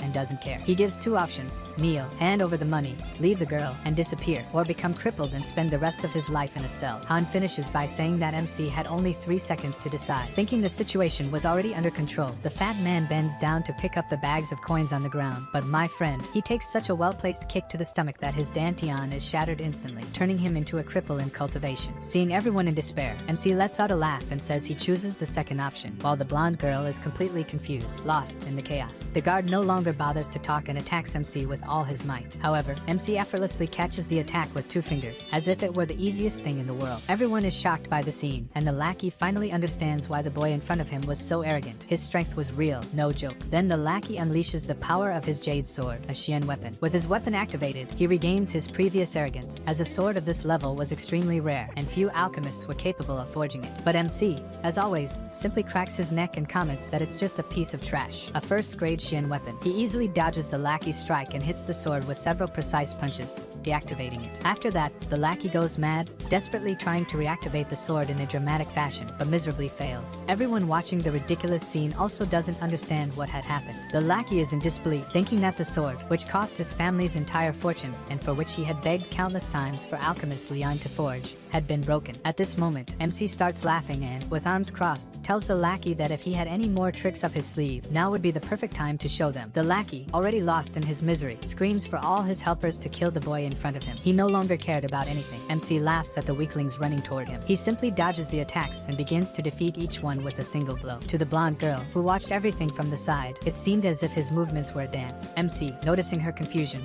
explains that this was the floral fist technique, invented by a martial sovereign named Yuan Shishao, a disordered technique meant to catch enemies by surprise. Taking advantage of the easy fight, MC comments that even though the sword was trash, it was still a Xian weapon and should have some value. He takes the sword for himself, breaks the lackey's arms, and asks if there's anything else the lackey could give him. The lackey, trying to save himself, uses his father's name, saying that he would destroy MC's family. But MC laughs and wishes him good luck, telling the lackey to gather his men and try, saying that he would be waiting calmly in the middle of all this mess. In the midst of the commotion, 2 more guards arrive and ask what was going on. The humiliated lackey claims that he was the captain of the 3rd Brigade of the Imperial City and that he had been attacked, pleading with the new lackeys to save him. The 2 guards, being state protectors, asked who the arrogant one was that dared to attack the city's guards, ordering MC to drop the sword and surrender immediately. But MC says they should ask what happened first, as it wasn't even his fault. The guards attacked him first, and he was simply innocent. However, as we already know, the new foolish lackey doesn't believe him. Even so, he still has his doubts, as he can't believe that a single boy had defeated several guards with cultivation far superior to his own. This doesn't stop the guard from attacking MC without much conversation, following the famous motto, attack first, talk later. Obviously, our MC wouldn't be defeated easily and activates the sword, which had seemed broken until recently, but in his hands, it seemed much stronger than it actually was, leaving the lackey wondering how he could produce so much power with such a low cultivation level. Sensing the tremendous strength emanating from the sword, the guard mistakes it for a mystical weapon and already starts thinking of ways to steal it for himself. But as arrogant as he may be, our MC isn't stupid. He quickly attacks to get rid of at least one of the guards because if the 2 join forces, he would likely lose. After exchanging blows, MC uses the demonic wind's kick ability. When the lackey is off balance, he fakes a move and uses all his power to incapacitate one of them so he can deal with the other guard. Seeing that his friend was about to lose to the boy, the other guard, who had not yet joined the battle, cowardly attacks from behind. But who was MC? A martial sovereign who had once been among the strongest in the world. Everything until now had been a feint to catch the 2 guards off guard. Seizing the opportunity, he uses the moon's slash ability to finish off both guards at once. At that moment, it was beautiful to see the despair on the idiots' faces in the face of imminent death. With no way out, the 2 guards use a combined technique, adopting a horrible pose. Even with the pathetic stance, the attack is very strong, and MC realizes he would be defeated, so he turns to avoid a fatal blow. For the blonde girl, who had been watching everything from the beginning, the situation was surreal. Li Yunxiao had forced the state guardians to fight together to defeat him, and even then, he managed to avoid the fatal blow, shouting for her to run before he was defeated. But that was no time to stand there in shock. If she were captured now, the chance of helping MC would be 0. So, she starts running to find help. Despite the first guard's warning, the 2 guardians were more concerned with MC, who, being just a martial warrior, had forced them to use a combined technique to survive. If someone told them this story, they would surely laugh. But setting that aside, the guard grabs the sword for himself. The other guard, who owned the sword, tries to ask for it back, but his colleague replies that he cleaned up the mess for him and now he was leaving, saying no thanks were necessary. Seeing the sword, he had spent everything he had on being taken away. The guard orders the useless lackeys on the ground to capture the boy who caused all this trouble. He swears to himself that for making him lose his sword, the boy would regret being born. The blonde girl, running and crying while thinking of MC, finally reaches the Li family mansion. She feels relieved, remembering that MC was the eldest grandson of the family and that, with the Li family's prestige, prestige, he would surely be saved. Inside the mansion, a man was marveling at his second-grade Xian sword when he sees a guard rushing by in a panic. He asks what happened, and the guard relays everything the girl had told him. The man responds that it didn't matter if the trash of the family had been caught. The guard should go tell the girl that the master had been informed and that she need not worry about the matter anymore. The guard then informs the girl that everything was under control, that the superiors of the family had been notified, and that steps would be taken. The current master of the Li family was a Tian Shui military veteran named Li Chuana. He was one of the 6 most powerful and prestigious men beneath the king, and knowing that Li Yunxiao's grandfather would personally handle the problem, everyone was certain that MC would be safe. The girl leaves, though feeling that something was wrong. She could only swallow the sadness that began to rise within her. In another part of the city, our MC wakes up in critical condition. He was severely injured, with all the meridians in his body damaged. He could barely move and was even chained in a cell. It seemed like he was in a prison. Looking around, he sees several other people in similar situations. An old man tells him that this was the private prison of the Long family and mentions how courageous the young are, as he heard the guards saying that Li Yunxiao had broken the arms of the Long family's young master. MC asks why he was in a private cell instead of the capital's prison. The old man replies that it was a small prison owned by the family, used for personal purposes. MC becomes furious. He couldn't believe that the Long family had dared to create a private prison. He decides that as soon as he gets out of there, he will report everything to the royal court. The old man starts laughing, followed by a coughing fit, after hearing the boy's statement. He tells MC that he broke the arms of the Long family's young master,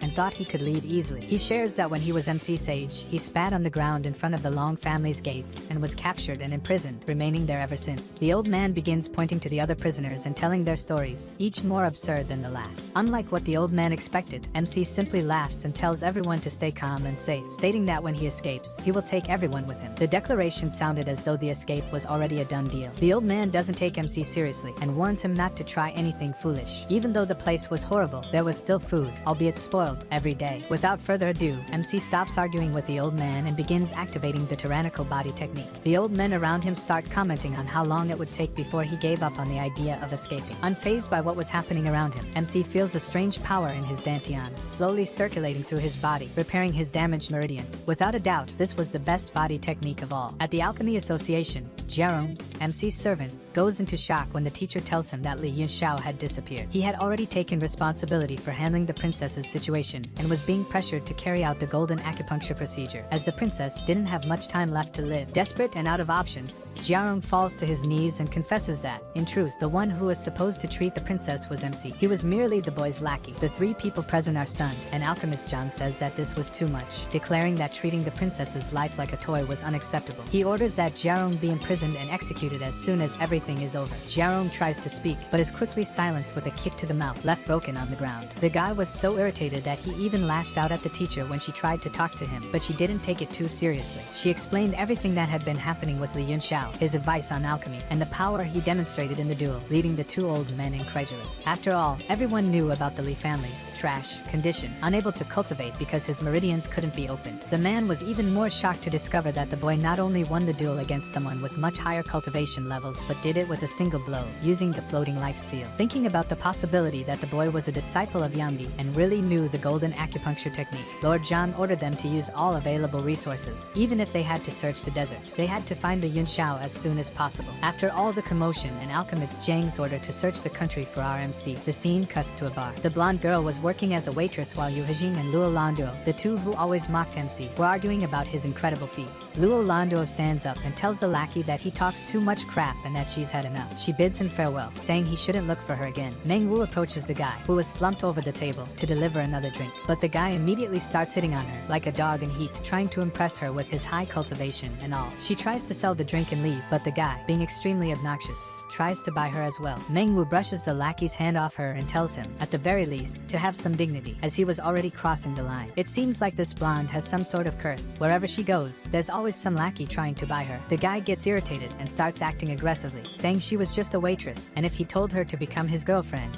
she should obediently accept. While the lackey was putting on his pathetic show, MC's 2 friends walk into the bar, talking about their friend's sudden disappearance, and notice the girl who had set him up before. The lackey, realizing that their cultivation was lower than his, tries to intimidate them, but one of them quickly responds, saying that they are friends of Li Yunxiao. He warns the guy that if he keeps talking that nonsense, they'll drag him outside the bar and have the kind of conversation that might cost him an arm, a leg, or make him disappear forever. Immediately, the lackey changes his attitude, saying he doesn't have time for games and needs to go cultivate. He leaves the bar, claiming he didn't even know the girl. After getting rid of the lackey, the 2 friends start discussing MC's disappearance disappearance again. When the blonde girl hears this, she asks if Li Yunxiao still hadn't been saved by the Li family, even though it had been 3 days since she had informed them. She explains the situation to his 2 friends, and the 3 agree to inform everyone and plan a rescue for MC. Meanwhile, in the Long family courtyard, the second young master was training, with his father watching. However, the father had a worried expression and wasn't paying much attention to his son's training. For the past few days, the entire country had been searching for a boy, but no one could find him. The leader of the guards was overwhelmed because of it, unaware that his family was doomed because of his son. But setting that aside, he asks his son where his older brother is, as he hadn't been seen in recent days. The boy, all excited, responds that a few days ago, some brat had broken his brother's arm, and as soon as he was healed, he went to meet him in the prison cell. At first, the father didn't think much of it, and commented that, since his eldest son was always slacking off, it was no surprise that anyone stronger could break his arm. But as the boy kept talking, the father's expression began to change, becoming very serious, fearing that his eldest son had made a colossal mistake. As the boy couldn't quite remember the brat's name, he said it was something like Yun. The old man sighed in relief, almost dying from the stress, but his relief lasted less than a second when the boy corrected himself, saying that the name was actually Li Yunxiao. At that moment, the soul of the Long family's patriarch practically left his body, and the scene seemed to turn black and white. Soon, the guards arrived, informing that they were being invaded. The Long family's area had been compromised. The family had used a voice technique to shout at whoever had invaded the family mansion, boosting the guards' spirits with their master's power. However, less than a second later, a voice using the same technique, but much stronger, echoed, causing everyone to cough up. Ketchup. The voice announced that the commander of the state's guardians, Luo Yunxiang, and master alchemist Zhang were declaring the occupation of the mansion, and anyone who resisted would be considered a traitor and killed on the spot. The Long family head ran to meet them, already knowing the reason, and asked why they were doing this, all the while thinking he would love to end his own son's life. The teacher asked the blonde to recount everything that had happened on the fateful day of MC's defeat. While Zhang and the teacher spoke with the Long family head, MC's servant could only think about the bad luck he had been having lately. The chubby guy, who had kickstarted this whole mess, had only attended one of his classes and ended up causing all this trouble. He was in deep trouble now because if Li Yunxiao got angry with him, Zhang then asked the question everyone wanted to know, was Li Yunxiao still alive? With no way out, the head threw his eldest son under the bus and said he didn't know either. He admitted that it had all been the work of his stupid and treacherous son, who had planned the whole mess and invited them to the prison. In the prison, MC was quite calm, cultivating his meridians, which were already healed thanks to his absurd body technique. Now, he only needed time to recover his ki, but unfortunately, the lackeys arrived sooner than he expected. Surrounded by guards, the eldest son of the Long family ordered the guards to bring the boy to him. Today would be the day he would make MC regret being born. They tied MC, who pretended to be unconscious, to a sort of cross. Li Yunxiao observed that they were surrounded by 35 people, including 12 martial warriors, with a martial master hidden among them. Since he hadn't yet recovered his ki, MC knew he couldn't open a path to escape and also didn't know the situation outside the prison, so he decided to stall the lackeys for a while. The men threw a solution on him that, when it came into contact with his wounds, began to corrode his muscles and veins, causing unbearable pain. The lackey mocked him, saying that MC should try not to die from it, but everyone noticed that all the wounds on his body were already completely healed. Our boy opened his eyes and asked who the piece of trash was that was yelling. Since when is trash allowed to speak like this? The lackey couldn't hold back and threw a punch at him. MC splattered a lot of ketchup on the guy's face. Then, he laughed and said he remembered him as one of the dogs who had been beaten up by him before. He even asked how the lackey's sword was doing. The guy lost control and tried to rush to kill him, but the chubby one held him back and told him to calm down. He said the boy had realized he was going to die and was trying to provoke them into giving him a quick and painless death. They had made preparations to torture the boy, so he wouldn't have an easy death. The lackey, now calmer, commented that he almost fell for MC's provocations, but now MC would face the Long family's execution. He ordered the guards to whip MC 100 times, but not to kill him. However, Li Yunxiao wasn't paying attention to that. He had noticed that even when being hit, a good part of the force from the blow was absorbed by his body. Shocked, he realized that this was another effect of the tyrannical body technique. In the past, he had fought against the Tyrant Sovereign for several days and nights in an insane battle that shattered the sky and earth, nearly destroying the sacred city. The Tyrant Sovereign's massive body had managed to resist his ki, and in the end, MC was the loser. Now,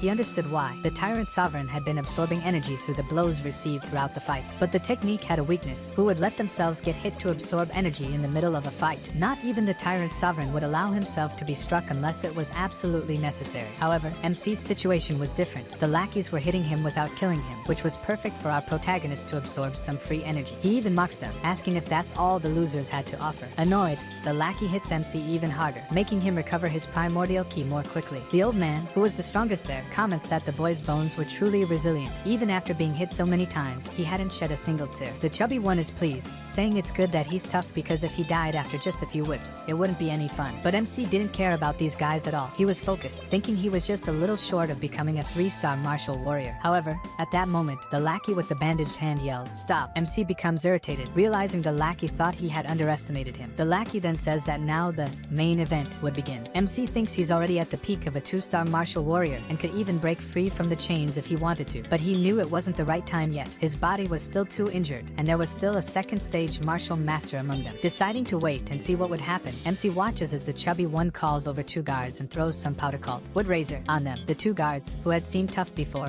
start hugging each other like 2 dogs in heat. The chubby guy laughs hysterically and says that even a eunuch could revive his energetic stick by sniffing that stuff. At that moment, MC has an unexpected psychological attack. What a disgusting pig! Even the lackey, who is friends with the chubby guy, starts vomiting at the sight. The boy comments that just one sniff had made the guards act like that, and that he had prepared a whole box of that powder for MC. But with this psychological blow, MC feels he has finally reached the long-awaited level of a 3-star martial warrior. Without further delay, he decides to break free from the chains and sends the perverted chubby guy flying to the 5th circle of hell. At that moment, the powder spreads throughout the room, leaving all the guards in an ecstatic state, if you catch my drift. The eldest son of the Long family panics and runs after the chubby guy, demanding the antidote. The boy just laughs, saying there was no antidote, and tells him to come closer, saying they could do something crazy. He promptly receives a kick to the face. The lackey then tells the old man, who was the strongest there, to kill MC quickly, but as soon as the old man removes his clothes to start the fight, MC is already on top of him, ready to destroy him in a brawl. The old man releases all his power, tearing his clothes, and asks if a mere martial warrior dares to face him. But MC uses the same technique he had used earlier, the soul attack. With that small distraction, and using the demonic eye technique, he lands a massive blow on the old man. The old man, surprised, says it's impressive for a boy to use a soul technique, but when he turns to the side, he sees all the guards sending him hearts and blowing kisses. Even the Long family's young master starts taking off his clothes, ready to satisfy his deep ambitions. Seeing that everything was under control, MC starts changing clothes and walks out as if nothing happened, leaving the prison. He thinks he should return to the Alchemist Guild quickly to treat his friend, as there could be no more delays. As soon as he steps out of the door, everyone is already preparing to go in and search for him. While everyone wonders what's going on, they hear a strange noise coming from the prison. One of MC's friends says he'll go check what that sound is, but MC tries to stop him. Alchemist John distracts him, asking about the noise coming from the dungeon. By that time, the friend returns, vomiting. I don't even want to know what he saw down there. Another one of MC's friends asks what's going on, and MC tries to stop him from going down as well, but the guy insists,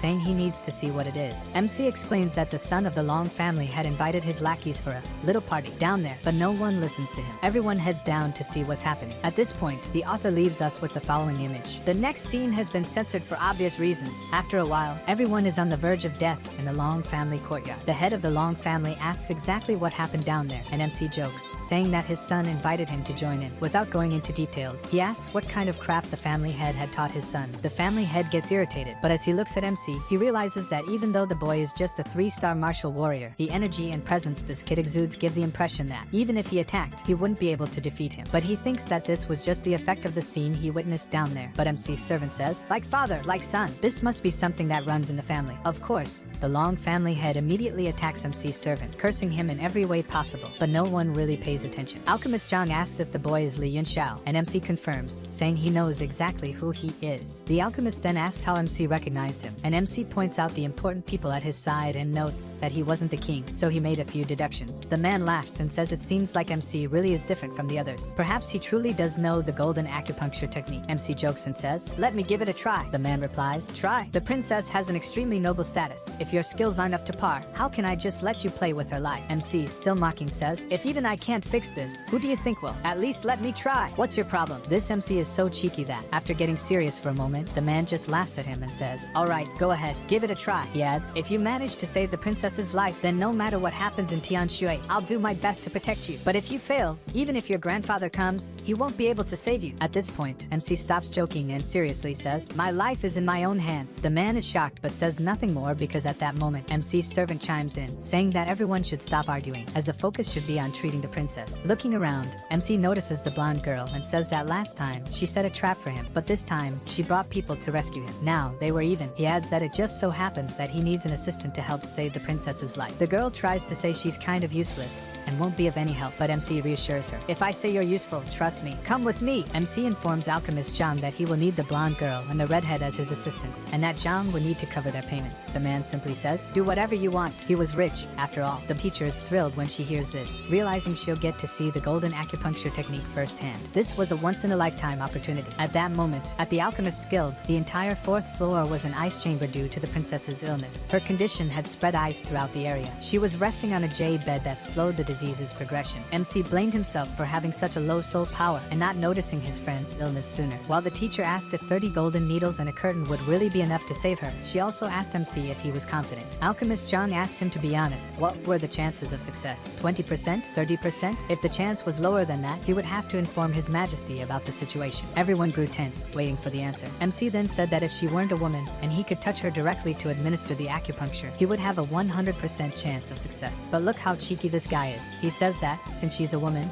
he would need to make the needles fly into her acupuncture points from 15 meters away through a curtain. Also, because of the little incident at the Long family, he only had a 90% chance of curing her. The man completely loses his composure. This was the princess's life, and this boy was joking, saying he would do the entire procedure from 15 meters away and behind a curtain. Then the other alchemist focused on the main point. He said that, despite the challenges, a 90% success rate was still impressive. This kid was playing with everyone. He remembered that Yandi once said that to perform such a long-distance acupuncture technique, the soul power of an alchemist had to be at least rank 5. Otherwise, it would be impossible. The teacher also lost her patience and slapped him, asking where all this confidence came from. Do you think you're Yandi himself to do this from such a distance? I just can't wait to see her face when she finds out he's actually Gu Feiyan, the eternal sovereign and Yandi's master. It's going to be hilarious. She reminded him that the princess was on the verge of death and he should take things more seriously. He responded, saying, I'm being very serious. And since you all know the princess is close to dying, why are you causing so many problems? He then told them to stop talking and ordered the blonde to position the princess and the teacher to raise the curtain as they were about to start. But Alchemist Zhang immediately pulled down the curtain and said that the princess's life was at stake here. Can you stop playing around? And MC pulled the curtain back up, saying that's precisely why. For him to administer the golden acupuncture, the princess needed to be naked. How could a teenager like him resist her delicious body? He wouldn't be able to control himself. MC is absolutely insane. After saying that he needed the curtain and everything to concentrate because seeing the princess's body would be too much for his teenage desires, Alchemist Zhang was completely lost, not understanding anything. The legend, MC, could no longer bear arguing with them and stated that the princess's situation was critical, ordering everyone out of the room. He sat in the lotus position, waiting for the teacher to set everything up, while she kept complaining about whether he could really perform the procedure this way. To shut her up, MC sent one of his fingers flying, perfectly positioning a needle into one of her meridians with millimetric precision, leaving her in shock. He ordered them to stop wasting time. He really needed the setup because his statement that he wouldn't be able to concentrate if he had to see the princess's body was genuine. The teacher told the blonde to ignore him and hold the princess in place. The blonde took on the task with such determination it seemed like something very serious was about to happen. But to everyone's surprise, MC simply signaled with his finger, and all the needles flew with incredible precision into the princess. The teacher was left baffled. What kind of absurdity was this? How was he able to do such a thing? Outside the room, the two old alchemists and MC's servant were discussing all sorts of nonsense when MC suddenly opened the door and came out stretching, as if he had just woken up from a nap, not participated in a life-saving operation for the princess of the city. The alchemist immediately shouted, accusing him of stalling and not even starting the procedure yet. But MC covered his ears with a mocking expression and said, I'm already done. Of course, like frogs unaware of the world beyond their little pond, no one believed it. Even MC's servant thought he was doomed. Now they were both in deep trouble, about to die alongside MC for messing with the princess's life. Alchemist Zhang prepares to kill MC with a strike, saying that even MC's grandfather couldn't save him now. But the teacher arrives just in time, stating that MC was telling the truth. The princess was fine, leaving everyone in disbelief. The master alchemist of the tower enters to check for himself. Alchemist Zhang asks if the teacher was lying to save her student. Then, the elder who entered shouts that the princess was indeed fine, and everyone looks on with different thoughts, still incredulous. Alchemist Zhang refuses to believe it, while MC's servant breathes a sigh of relief, grateful for the chance to live another day. The alchemist tries to laugh it off, attempting to apologize to MC, but our legendary figurant Slayer begins yelling, saying he only used 18 needles. He adds that it took so long because everyone was bothering him, and wouldn't stop insulting him. MC continues, saying that he thought the alchemist was a true professional, but clearly he was mistaken. After all, the royal court was filled with fools. His servant, who thought he was safe just moments ago, was already thinking he would die again. Li Yunxiao was actually lecturing Master Alchemist Zhang. He must have completely lost his mind. In Zhang's mind, memories of his days as an apprentice began to resurface. How many decades had passed since anyone had called him a fool? Strangely, instead of feeling anger like he normally would, he felt a nostalgic warmth like when his master used to scold him. To confirm, he asked the boy in front of him if he had indeed called him a fool, and without a trace of fear, MC responded, "Yes, am I wrong?" The teacher, trying to mediate the situation, steps in and tells MC to apologize to Lord Zhang. But MC simply turns around, walks away, and says that once he masters flying needle acupuncture, the old man can come find him, and then he'll apologize, leaving everyone confused. Why did MC show no fear toward Lord Zhang? The teacher apologizes to the alchemist, but he acknowledges that the boy was right, saying that not only was MC incredibly talented, but now that the princess was fine, everyone could leave. He himself would stay to monitor her condition. At that moment, the teacher grabs MC's two friends and tells them to follow her. In an alleyway in the middle of the city, she tells the two of them to start recounting all of Li Yunxiao's feats, his talent for alchemy, his strength, his monstrous cultivation speed. All of this could have gone unnoticed by everyone if he had kept a low profile, but his two best friends would know everything. They were never left in the dark like this. The two didn't know what to say. MC had always been a burden, someone they constantly had to protect, but suddenly,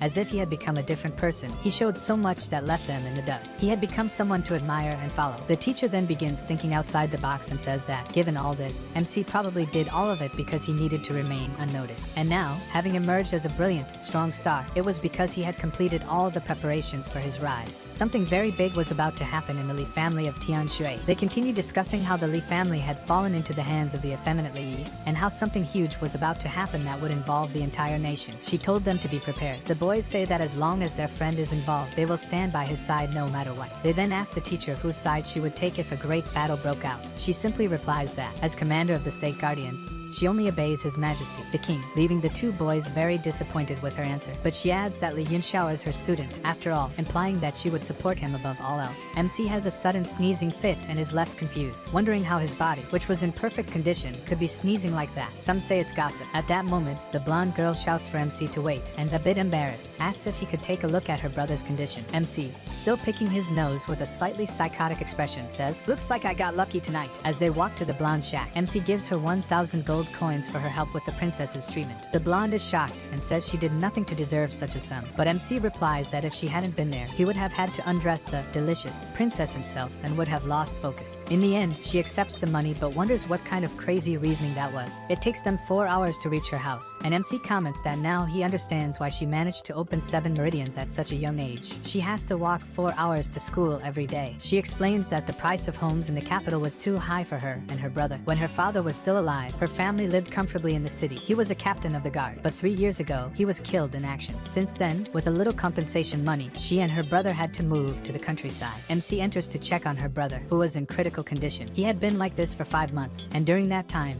she took on any job she could find to try to afford a doctor to treat him. That's how she ended up involved in the scheme to deceive MC. He tells her that now is not the time to talk about the past, and that he'll first check on the boy to figure out what's going on. As he's about to explain, the blonde starts crying, saying that she had tried everything, and the only thing that still worked was the medicine the chubby guy sold her. But even that wasn't effective anymore. She was desperate and threw herself into the chest of our protagonist. Of course, the legend, MC, says that everything will be fine now that he's here, and even if her brother wanted to die, he would need MC's permission, and naturally, he wouldn't allow it. She asks if he already knows what's wrong with her brother, and MC tells her that the boy has the body of the venom of heaven and earth, leaving the girl terrified by the ominous name and asking if he could cure it. MC simply says no to the girl's question, sending her into despair as she asks how he could say that when he promised not to let her brother die. She insists that if he could cure her brother, she would be willing to do anything he asked. He pushes the girl away and says she shouldn't tempt him into committing a crime, if you know what he means. But she keeps begging him to save her brother. Realizing she misunderstood, he starts explaining that the body of the venom of heaven and earth isn't a disease. In the world, there are many different types of physiques, each with its own unique traits. Still not quite understanding, the girl asks if now that they know the type of illness her brother has, could they cure him? MC stops explaining and instead begins using his magic with a needle. He targets several points on the boy's body, causing all the accumulated venom, which the boy couldn't control, to leave his body. MC then uses an energy fusion technique to absorb it into his own body. The girl believes MC is sacrificing himself to help her brother, and seeing that he's doing it without any ulterior motives, she starts to fall for him. Little does she know,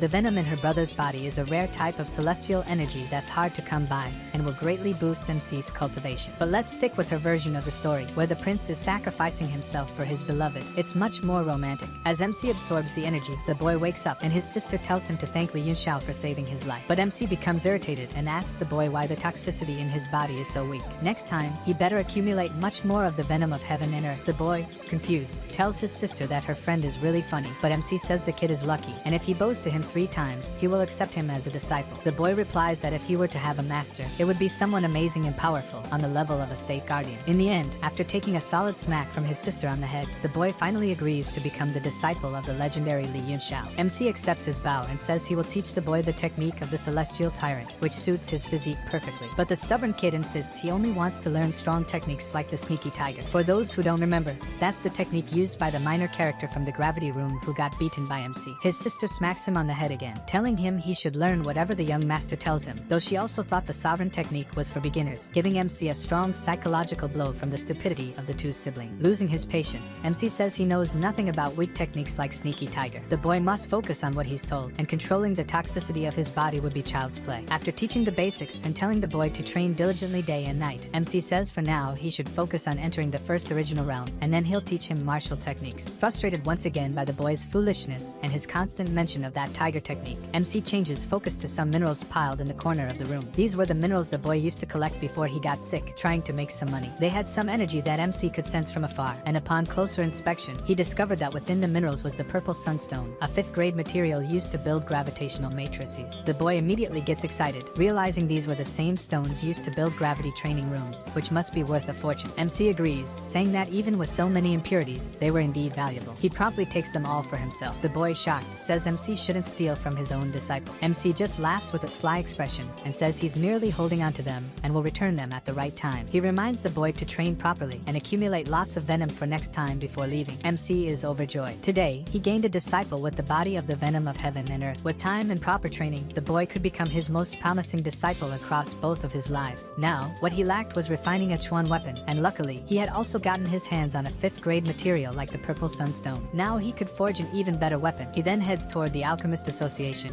where, at that moment, the 2 masters were gathered, holding a sword and agreeing that they needed to find Li Yunxiao. When MC arrives at the Alchemy Tower, the receptionist informs him that the president of the tower and Lord Zhang were looking for him. She accompanies him to the room, wondering what was going on while thinking that anyone in the world would be thrilled to have 2 such important figures waiting for them. When the girl introduces MC and leaves, he casually walks in without explanation, sits in the central chair like a king, and asks what they wanted. The 2 look at each other, resigned to the situation. Lord Zhang then explains that this was an invitation to a banquet hosted by the ministers, meant to celebrate Lu Yushang, his teacher, advancing as an alchemist, and the recovery of the princess. The invitation was for 6 people, including him. MC pulls a dumbfounded face and says, "Is that all you called me for?" Alchemist John starts laughing and asks if he's a disciple of Lord Yangdi, and MC just casually denies it, as if it were the simplest thing in the world. At this point, Lord Zhang falls into shock, unable to believe how MC knew the floating life seal and the golden needle acupuncture technique he used. MC doesn't bother answering, simply gets up and says, "If there's nothing else, I'm leaving." Lord Zhang was furious. No one had ever dared to embarrass him like that. But the other master of the tower simply asked MC to wait for a moment, and told him to take a look at the 2 gifts they had prepared for him for saving the princess. One was the badge of a 2nd grade alchemist. The golden needle technique he demonstrated was far beyond the level of a 2nd grade alchemist, but the master could only authorize a 2nd grade badge and apologized for it. MC just laughed and said, "No, this is pretty cool." He added that the monthly payment was good enough for him. Then the master asked MC to look inside the other box, which contained a sword, and asked what he thought of it. This sword belonged to Lord Zhang. He was quite reluctant to part with it, but said that to learn golden cultivation, he was willing to give it up. MC took the sword, a masterpiece, and commented that it had many imperfections, but considering Lord Zhang's abilities as a 3rd grade alchemist, it was hard to believe he could refine anything better. Both men were shocked when MC said, "Many imperfections." The way MC spoke was insane. How could he dare to say that the sword had many flaws? MC looked at them and said, "You don't believe me?" He then began listing all the ingredients, the refining method, and the mistakes made during the process, leaving both masters completely astounded. They had never thought about it that way and had only been focused on improving the grade of the weapon, not the quality of the refinement. At that moment,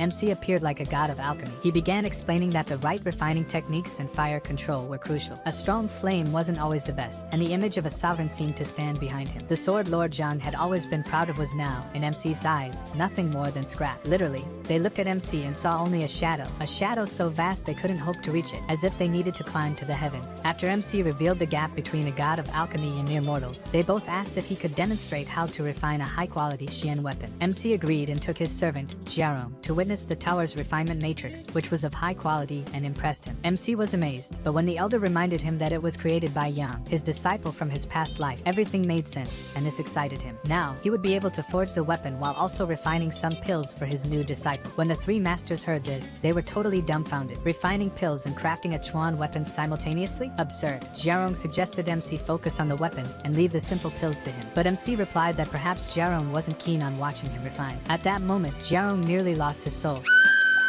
What alchemist under the heavens would pass up the chance to witness such a process? Watching his young master, who to him was almost like a god in the field of alchemy, was a once-in-a-lifetime experience. He didn't even wait for MC to finish talking. Everything was already prepared before him. The tower master remarked that he had never heard of anyone managing to perform two different tasks simultaneously while refining. And our humble MC replied that not only had the master just heard of it, but he was about to witness it for the first time in history. MC, always humble, added that the master should pay close attention. Alchemist Zhang, who had already been proven wrong by MC more than once, simply told the elder to let the supposed hot-headed teenager do his thing, as he would regret his words later. MC no longer paid attention to the minor characters and simply began the procedure, throwing everything into the cauldron at once. Once again, the three of them didn't even know where they were anymore, completely lost in the refinery, as they witnessed MC refining pills and crafting the weapons simultaneously. MC mixed all the ingredients at once. They started wondering why respectable alchemists were letting a boy play with them. Did he really know anything about alchemy? What kind of joke was this? He had taken advantage of a bit of his knowledge to deceive everyone. The best part was that, despite seeing him perform the most impossible feats in the world, they still acted the same every time he did anything. The level of idiocy among these side characters was over 8,000. Regardless of all the useless thoughts from the onlookers, MC leaped onto the refining matrix and began a precise sequence, activating a unique refining technique that left the cauldron partially active. The tower master and alchemist Zhang, seeing this again, were dumbfounded. How could this be? To them, the matrix was only ever fully active or a failure. There was no middle ground. MC, ever the king of sarcasm, told the two fools to shut up and enjoy the sunshine. He then listed all the features of this auxiliary matrix, known as the deformed spirits, which had unlimited effects when fully activated. That's why it was considered a powerful matrix. But if fully activated, it would require an absurd amount of mental and spiritual power. Who in their right mind would do that just for a simple refinement of first-grade pills and a Xian weapon? MC explained he had only activated 108 effects, which was more than enough. Hearing this, the souls of alchemist Zhang and the tower master were about to leave their bodies. MC's servant could now see the divine path of alchemy, once hazy, now clear and vivid, as the three fools were reminded that, to be a proficient alchemist, one must also master matrix techniques. His servant simply asked if MC was a god. The servant commented that if concentration during cultivation was so crucial, why was MC talking with the three of them? Li Yunxiao replied that it was inevitable. Even though he didn't want to start, he was worried the three idiots wouldn't understand anything, but from now on, he wouldn't say another word. The tower master and alchemist Zhang, realizing they wouldn't get any more answers, smacked the big-mouthed guy hard, leaving him looking quite disheveled. After that, MC didn't speak again, and like a maestro, he merely waved his hand as he refined. The three present had never even imagined that refining could be so beautiful. It looked like a painting. After finishing the pills, he moved on to the weapon. Using his skill, he transformed the iron to its original state. Once again, the three were in shock as MC, using the iron in its purest form, pulled out the purple sunstone and mixed them. At that moment, a thick mist spread throughout the refining room, and MC concluded by condensing the weapon. Seeing that the god of alchemy, after such an unbelievable performance, was quite exhausted, the three scrambled to pamper MC with revitalization pills for his mind and soul. MC took the best one and said he would meditate for a while, using the manifestation as the three just sat there, still thinking that everything they had witnessed might have been some wild dream. It was simply unbelievable. A few minutes later, MC stood up. He hadn't fully recovered 100% of his energy. After all, this kind of refinement drained a lot, especially with those three fools constantly interrupting him with questions. They asked if he had recovered so quickly, and his servant mentioned that it would normally take at least 7 days for recovery after refining. He immediately received a scolding, with MC saying, "How dare trash like you compare yourself to me?" After all the commotion, the three were showering MC with compliments, discussing the sword. Alchemist Zhang, now refusing to accept the title of master before our protagonist, said the sword was simply perfect, a first-grade weapon, as if created by the heavens and earth themselves, with an incredibly dense energy flowing through it. MC explained that,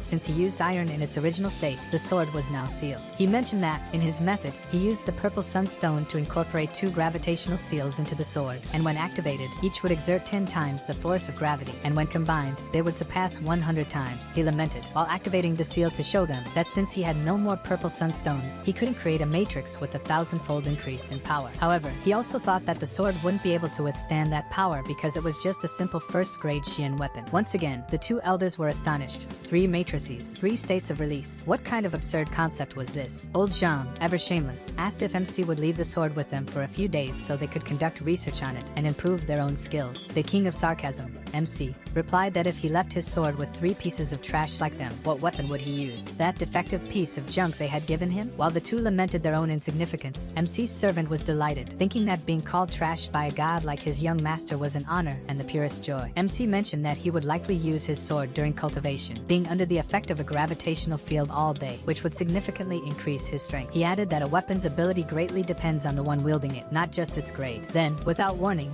he looked at the sword, swung it, and declared that its name would be Blackglass, causing all 3 present to practically cough up blood in shock. What a horrible name, they thought, but when his servant considered questioning such a ridiculous name, he quickly imagined MC smashing his head multiple times, asking if a piece of trash dared to question his words. The servant wisely decided to keep quiet. The little guy was getting smart. Afterward, to everyone's surprise, or lack thereof, MC checked the pills, and they were all perfect. Of course, the old master of the alchemy tower was amazed, but MC's servant, already accustomed to such feats, remained calm and proud to be his servant, even unlocking a literal proud servant achievement. Since they allowed the protagonist to use the refining room as a thank you, MC offered to spend an hour answering any questions they had. He concluded by saying that, aside from alchemy and martial arts, he was also highly talented in music, matrices, painting, chess, and attracting women, a living legend named Li Yunxiao. The old men were already causing a commotion, practically throwing a party when they heard MC's statement. For a while, MC answered all their questions. They thanked him at the end, and as our MC left, alchemist Zhang remarked that, a decade ago, he had been fortunate enough to have his questions answered by Yangdi, and although the situation felt somewhat similar, Li Yuxiao carried a unique and superior presence. Later, at Meng Wu's house, MC was waiting, and when she arrived, she was happy to see him, but noticed his unhappy expression. She asked what was wrong, and with a displeased look,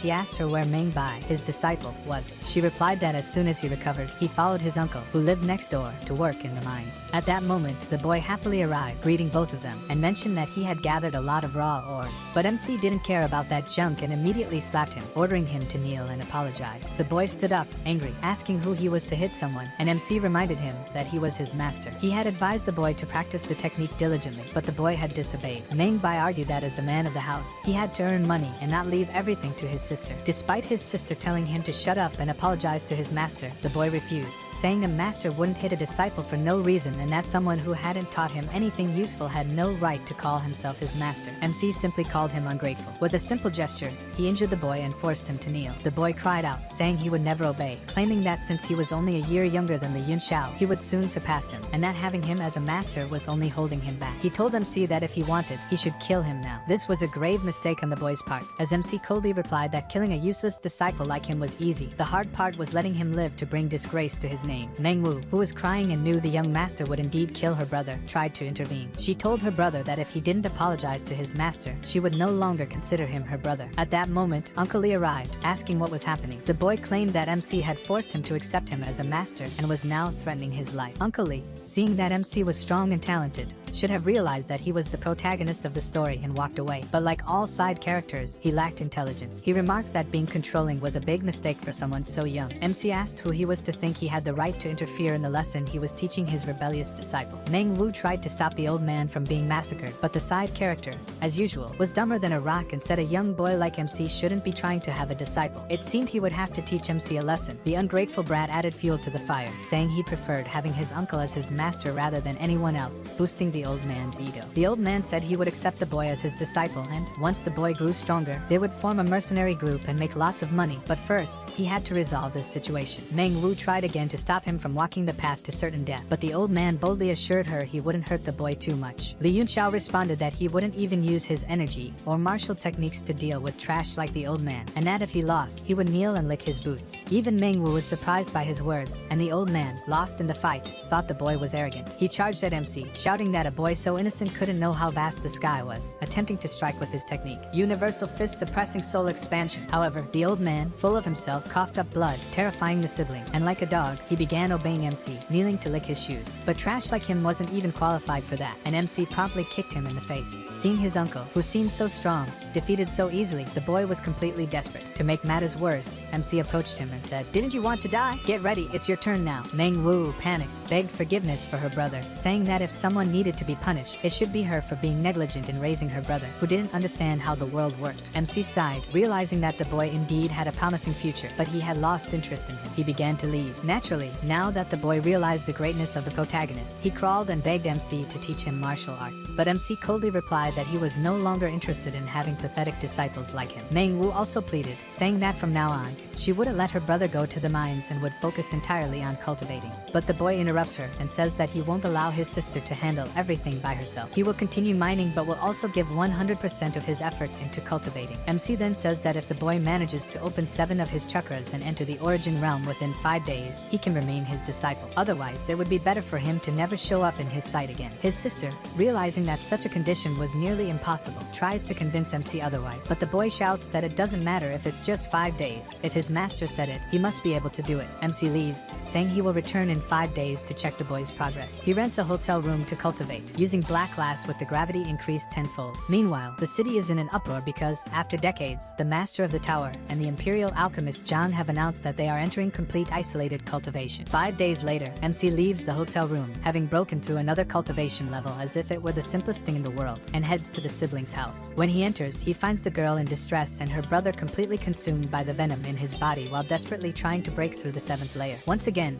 to the surprise of no one, he manages to break through to a 1-star martial warrior. His sister, distracted, bumps into MC just as she was about to leave to search for him. MC praises his disciple for his hard work and tells him to sit down so he can absorb the venom from his body. After all, everyone knows that Li Yunxiao only accepted the boy as his disciple because the venom in his body was essentially a rare form of celestial energy. The boy, noticing that after having the venom absorbed, his strength also disappeared, questions MC about it, and MC gives him a lesson on the different types of physiques in the world and how he would become nearly invincible once he reaches a considerable level of cultivation where he can control the venom in his body. The boy is happy but realizes that the venom in his body, contrary to what he always thought, is actually a great thing. MC replies that obviously it was a good thing. Why else would he absorb the venom if it wasn't? And the boy, now seeming to use his brain, says that from the start, his master had been using him, realizing the whole scheme of MC. Noticing that he had spoken too much, MC quickly pulls out some pills and hands them to the boy to shift the focus of the conversation. He also gives him an impact pill to help him advance. The girl is overjoyed, knowing that even the simplest of these pills would cost thousands of gold pieces each. MC finds himself thinking that, in his past life, any pill he made was practically priceless, worth more than even the most expensive materials. After MC hands the pills to the siblings to distract them from the fact that he was using the boy's venom as a power source for his cultivation, their uncle arrives to take the boy to the mines. Upon seeing MC, the uncle nearly soils himself, not even noticing that the boy had become a martial warrior. MC calls him over and asks for his name, and the man has the audacity to say that MC can call him Uncle Look, just like everyone else does. Naturally, our formidable protagonist tells him that he must have a death wish, asking to be called Uncle. The man trembles and quickly changes his tune, saying that MC can call him Li Daeum instead. This time, MC wasn't in the mood to beat up another side character. He just wanted to hire the guy for some mining work, offering him a salary of 500 gold coins. As the man happily leaves with his new job, MC tells the siblings that they're going to buy better clothes because they will be attending the king's banquet. The blonde sister starts hopping from shop to shop, trying everything on, and MC quickly comes up with an excuse to leave them alone, running off and saying he'll meet them at night, leaving his poor disciple in the hands of the beast. While walking down the street, enjoying some food alone, MC notices someone sneaking behind him,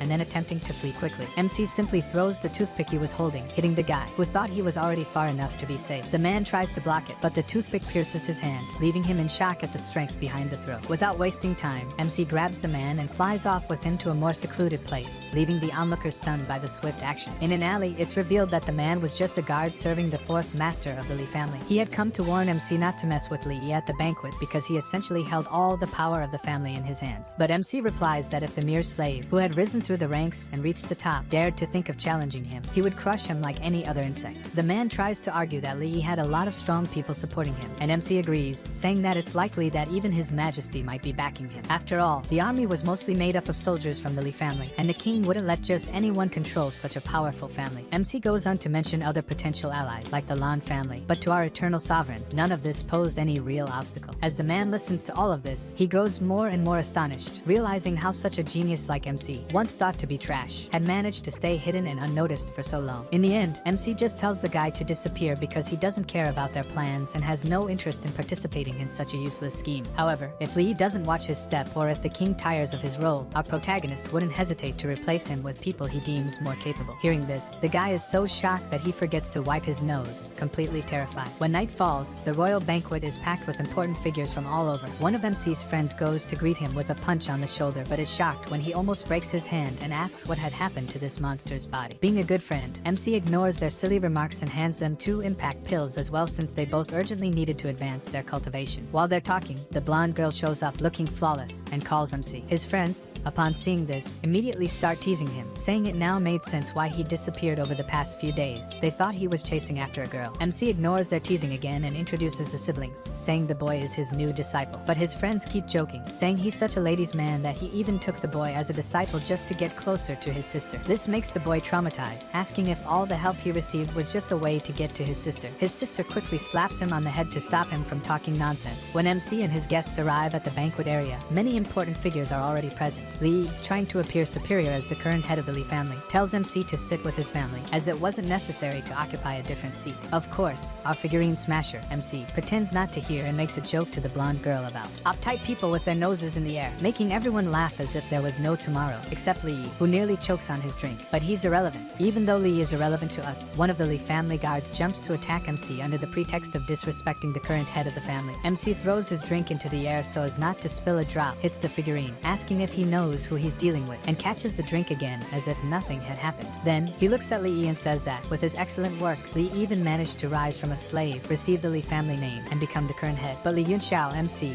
needed to make sure his dogs were kept in line and added, "Isn't that right, my slave number 8527? Leaving Lee humiliated and the other guests in disbelief over what had just happened. Even after this free humiliation, Lee didn't want to be further embarrassed and kept shouting. But MC, ever the elegant one, simply said that this was His Majesty's banquet, and he didn't want to break all the bones of his misbehaving dog. Hearing this, Lee charges at him, but the red-haired commander, one of the strongest on the continent, just points a finger at him and says that's enough. After putting the figurine in his place, the red-haired commander watches MC, wondering how he could have reached such a level of martial arts mastery when even he himself couldn't. MC's moves were flawless, something even the commander couldn't achieve. At that moment, the king arrives, and with him come the 2 girls from MC's group. While everyone else bows, MC simply makes a peace sign. The king announces that this party is to celebrate the red-haired guardian becoming an alchemist and his daughter recently being cured of her chronic illness. The most important guests start presenting their gifts. One person offers 2 very expensive pearls, while the red-haired commander gives 2 incredibly powerful techniques. When it's the alchemist's turn, he simply gives a pill, claiming it preserves a woman's beauty for a long time. Then comes Lee, now acting as the head of the Lee family. He says he only has one thing to give the teacher, a hairpin made from a very expensive mineral, pure jade. Everyone is astonished when they hear this, but he doesn't stop there. Speaking of the princess's beauty, he says he found a demon beast egg and gives it to her. Everyone is left in disbelief. Demon beast eggs are extremely valuable because demon beasts are very proud and rarely mate. The only way to get one, after years of trying to tame a beast, is to take its egg and raise it from a young age. But these eggs are extremely difficult to find, so gifting one is like throwing money away. Even the red-haired commander, who is very wealthy, comments that today's kids spend too much money just to impress women. But while everyone is still in shock, someone pipes up. It's really a demon beast egg, very important and expensive. But why would the princess want a dead demon beast egg? Is she supposed to eat it? And everyone turned to see who was speaking. And of course, it was our boy, MC. Lee started shouting desperately, saying he had spent so much money that he could have bought MC 1,000 times over. But MC replied that the princess would be disappointed after taking care of the egg for months only to find out it was rotten. The king, seeing this, said that since MC had saved the princess, he would let it slide this time, but warned that he must choose his words carefully. Even as a young man, he needed to take responsibility for saying something like that. MC responded, saying that even if he explained, no one would understand, but it didn't matter, he didn't care. At that moment, another man arrived, offering a very valuable gift to both women. To the princess, he gave 10 dragon stones stones, which weren't individually expensive but were incredibly valuable together. To our red-headed teacher, he gave primordial stones to help her advance in her cultivation. Each primordial stone was worth about the same as a demon beast egg, just to give you an idea of how much this guy spent trying to impress our redhead. But as we know,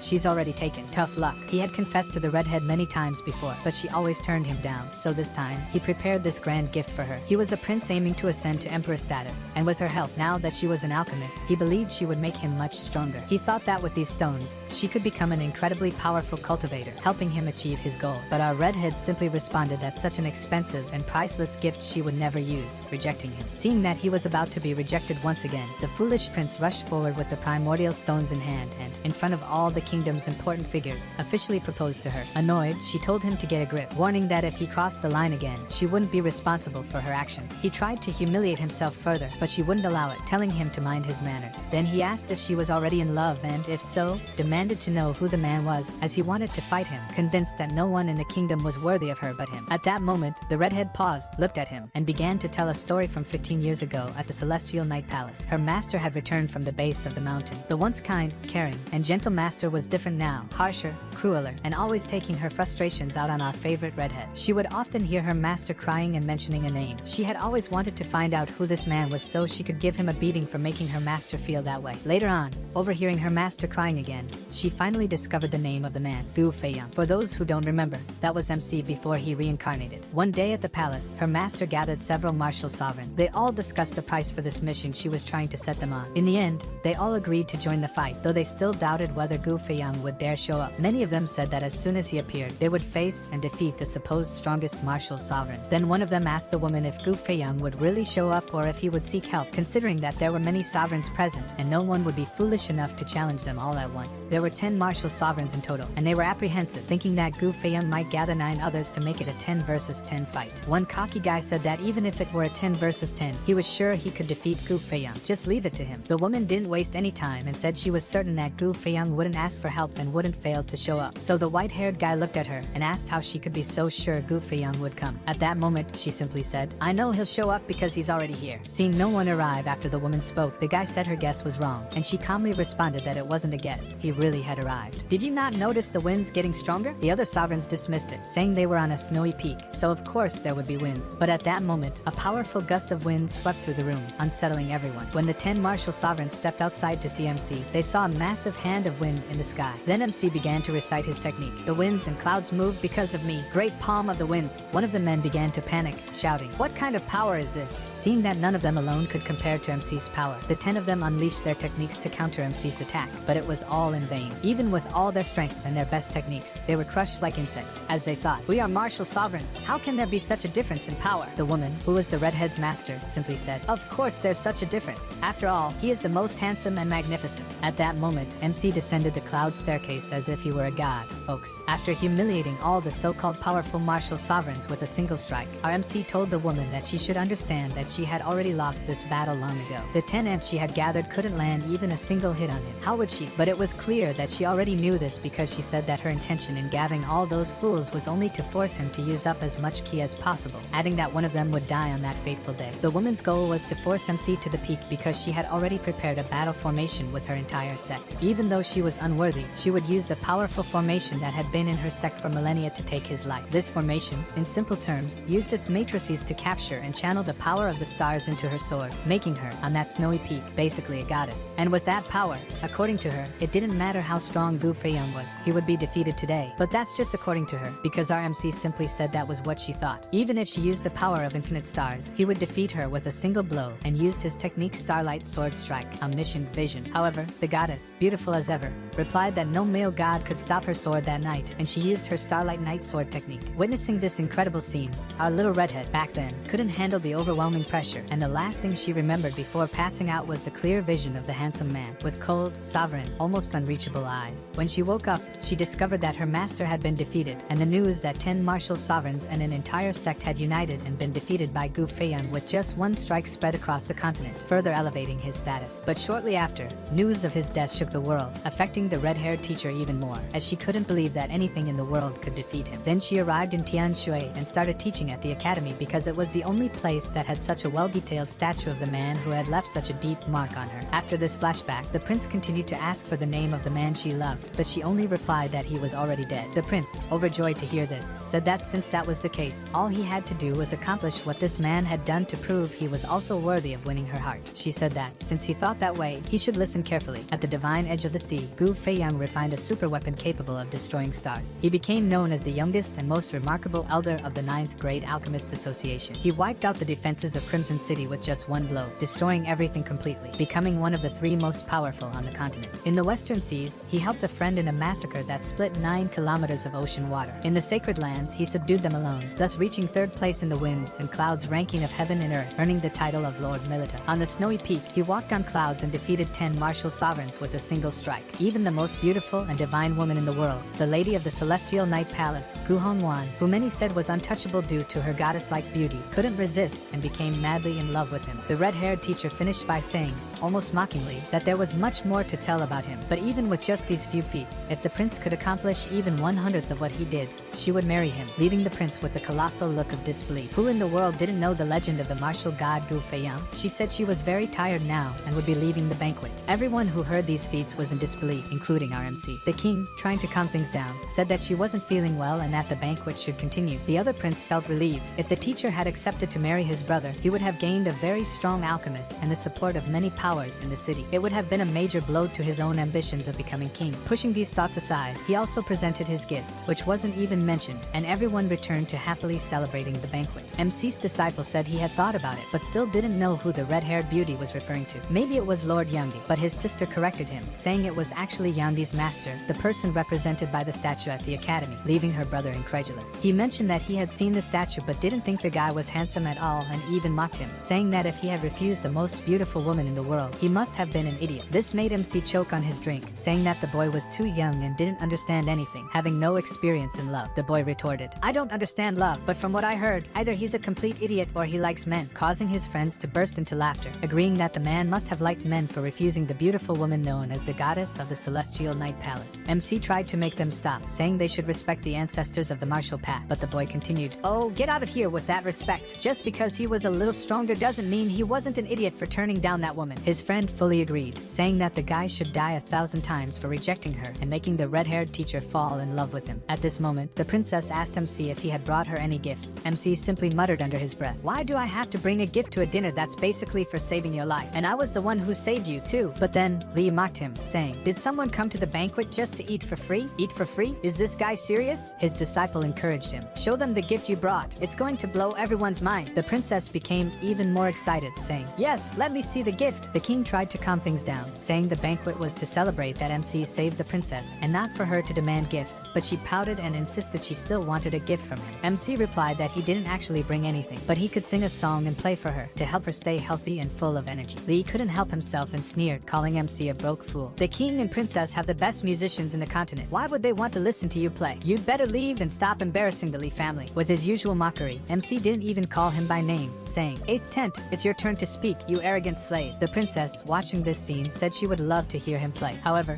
everyone else shared Li Yi's sentiments, making mocking faces, thinking that this kid was about to ruin the banquet by playing instead of staying quiet. Despite the looks, since he had saved the princess, they set up a scene for him to play, using something resembling a harp. When everything was ready, the king remarked that his grandfather and father had been more focused on martial arts and hadn't expected their descendant to have musical talent. As he was speaking, MC began to play, leaving everyone stunned. Li Yunxiao radiated the aura of a grandmaster so talented it was impressive. At that moment, the image of the former martial sovereign Gu Feiyang appeared in MC's shadow. He radiated an incredible melody while playing, so powerful that everything around him seemed to come to life, as if nature itself responded. His disciple, the blonde girl, and even the princess were amazed. This was the Ganging Odyssey. He appeared like a god playing, and for the first time, the princess truly opened up like a blooming flower. But as all good things come to an end, just as he was finishing his performance, a servant rushed in, shouting, Your Majesty, Your Majesty, all the flowers in the garden have suddenly bloomed, leaving everyone in shock. Why would something like that happen during the banquet? Of course, it was thanks to MC's song technique. The spring winds blew through the grove like a symphony, causing the flowers to blossom. The two princes and the princess went to admire the now magnificent garden, commenting on how it was a shame that the red-haired teacher had left early and couldn't witness it too. At this point, the red-bearded old master, a well-known martial artist, remarked that it was widely known that Gu Feiyang and Gu Yangdi first met when he played the Odyssey in the violet bamboo forest on the island of Qingdu. It had been winter then, snowing, but that divine peace awakened the god of flowers, causing the flowers to bloom. He commented that he never expected to witness something said to exist only in stories happening today. Then, at that moment, the image of a goddess appeared, saying, "I danced for someone, and that someone crossed the heavens to see me." The king couldn't help himself and started clapping, leading the applause for MC, saying that although he had lived many years, this was the first time in his life he had heard such a magnificent piece.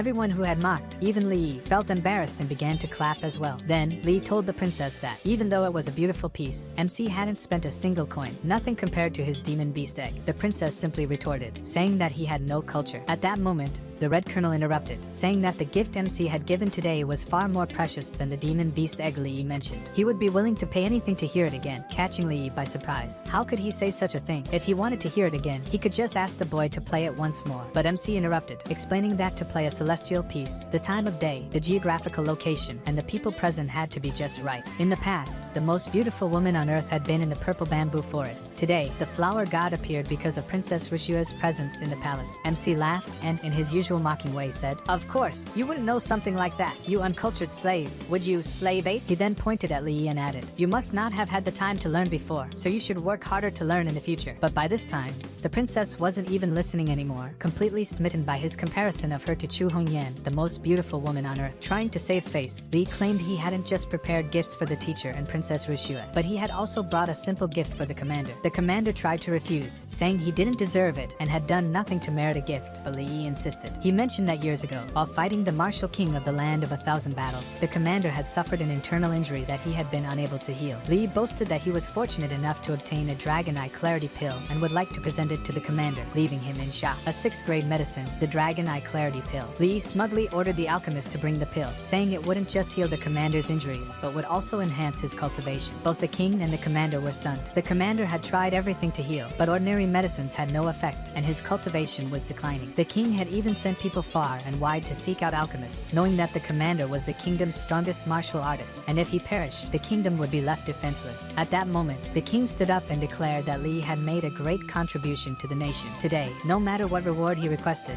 the king would grant it. And Li, with a smirk that showed he had planned this all along, asked for Princess Rishua's hand in marriage. Princess Rishua was, of course, in shock, and after collecting herself, she screamed at Li to know his place and begged her father not to agree. No matter what, the princess, seeing her father stay silent, asked if he was really going to allow this, but he just sighed and told her not to be stubborn. Li had contributed so much today, and the king would be relieved to see his daughter marry him. He truly believed in Li's feelings for Rishua. Otherwise, why would he have gone to such lengths to obtain a precious demon egg for her? The king also thought that marrying her to Li would keep control over the Li family, a brilliant strategic move. The princess was ready to resist, but upon hearing this, her world began to crumble. Even her father, who had always supported her, wasn't on her side. In desperation, she threw the egg to the ground, releasing a rotten stench, just as MC had predicted, shocking everyone. At that moment, the princess said, "See, father? It really was rotten. How can he treat me like this? His feelings were never true." Once again, she begged her father to intervene, but the king dismissed it, saying that demon eggs were extremely powerful, and how could anyone determine if it was rotten or not? Li had been deceived as well, and she was even more devastated. Her father was against her, and Li took advantage of the situation, claiming that he had been tricked too and would find the swindler to make them suffer an agonizing death. Hearing this, the king declared that even if Li had been deceived, it didn't invalidate all his contributions. Today, he would decree the marriage of, but before he could finish, our hero, MC, like a knight arriving in the final hour, interrupted and protested. He stated that the Dragon Eye Clarity pill was fake, catching everyone by surprise. All eyes turned to Li, for this was a capital crime. Presenting a fake pill before his majesty and the court officials was a grave offense, punishable by death, especially if it were given to the kingdom's strongest commander. The princess, stammering, realized she still had a chance and immediately cried out to her father that the pill must indeed be fake, urging him to execute the liar. Nervously, Li claimed he had spent a fortune to acquire the pill from an alchemist, accusing MC of spouting nonsense again with ill intentions. But MC pressed on, saying it was a lie, just as he had proven the egg to be rotten. Li remembered this, and the king, no fool, seeing the rotten egg, asked the alchemist present if the pill was indeed fake. The alchemist responded that it didn't seem to be fake, but since it was such a high-grade pill, he couldn't definitively tell if it was genuine. The commander, ignoring the ongoing conversation, turns to MC and asks how he knew the pill was fake and if he had any proof. MC responds that it would be very easy to determine, explaining that although the pill itself isn't poisonous, it produces a potent venom when it comes into contact with blood and water. Whoever ingested it would die instantly. Upon hearing this, the king shouts, releasing his pressure. Lee, realizing he's in trouble, urges the king not to believe the nonsense MC was saying. He insists that if the commander takes the pill, he'll fully recover, and everyone would see that the pill is genuine. MC, with an indifferent expression, says it would be simple to test the pill, instead of having the commander ingest it. Since the life of a martial commander was worth more than the head of a mere servant, they could use another method. Hearing this, Lee retorts, asking how they could test the pill without ruining it. He argues that if they lost the 6th grade pill during this test, not even killing MC 1,000 times would cover its cost. But MC, unfazed by the threat, explains that the test is simple. They should place a bit of blood on the pill and give it to a dog. If the dog dies, they'll know right away that the pill is fake and contains a deadly poison. If the dog doesn't die within 10 breaths, they'll know that MC was lying, and they could kill the dog and recover the pill. The king, thinking this plan reasonable, orders the servants to bring a dog, saying it would make it easy to see who's telling the truth. Mocking as always, MC suggests that Lee, the servant, provide some of his blood for the test, but Lee refuses and tells MC to use his own blood since it was his idea. MC sighs and remarks that he's a very disrespectful slave, so he calls on his disciple, who rushes over at the sound of his name. MC teases Lee, saying his disciple was superior to him, making Lee want to kill him. For the powerful figures of the continent, witnessing this scene was very satisfying. Finally, things were shifting within the Lee family. After a moment, without caring about what others thought, MC orders his disciple to place some blood on the pill. The disciple hesitates, asking why he should use his blood instead of MC's, but quickly receives a hit from MC, who tells him it's just a drop and orders him to obey. After that,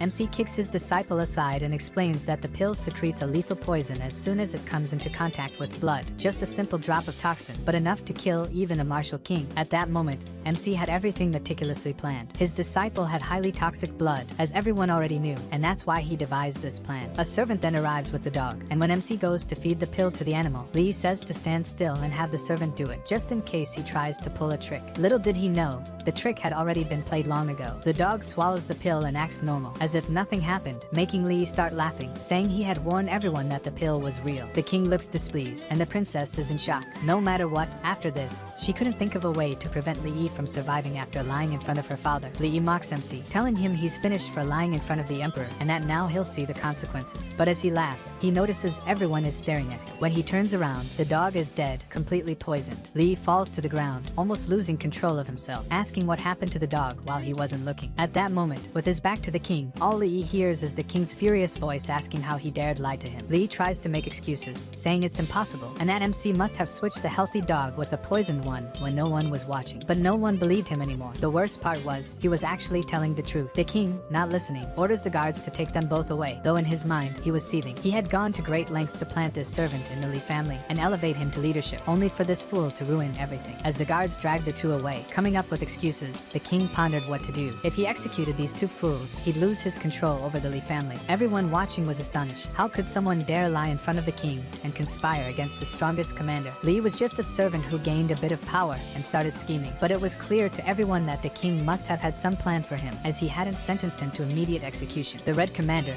says he'll leave the banquet now. After such a disgraceful scene, it seems his injuries were really acting out. The king agrees and tells him to take good care of himself, promising that tomorrow he'll send 100 origin cultivation pills to his mansion. The commander just huffs and walks away. At that moment, MC asks him to wait and offers to take a look at his injuries. The king reminds everyone that MC was the one who healed his daughter with the golden acupuncture technique. Perhaps he could also help the commander. And unlike the other proud figures, the commander simply says, "Why not? You're welcome to take a look." MC uses his divine sense and quickly diagnoses the problem. After a long pause, the commander asks, "Well, have you figured out my problem, little one?" MC simply looks at him with his usual mocking expression and says, "Little one?" The man responds, "What? Even your father is small to me. What are you, if not little?" MC is left speechless. The MC then starts listing all the old man's symptoms, and with every correct guess, the man becomes more excited. "Aha, I understand now." As soon as he says this, the commander can't hold back and nearly throws himself at him, saying that since the MC knows everything, he must have a solution. But suddenly, the man looks at the MC, only to see him disinterestedly eating chicken, as if he doesn't care about anything anymore. The man starts shouting, asking why the MC stopped talking and is just eating. Suddenly, the MC,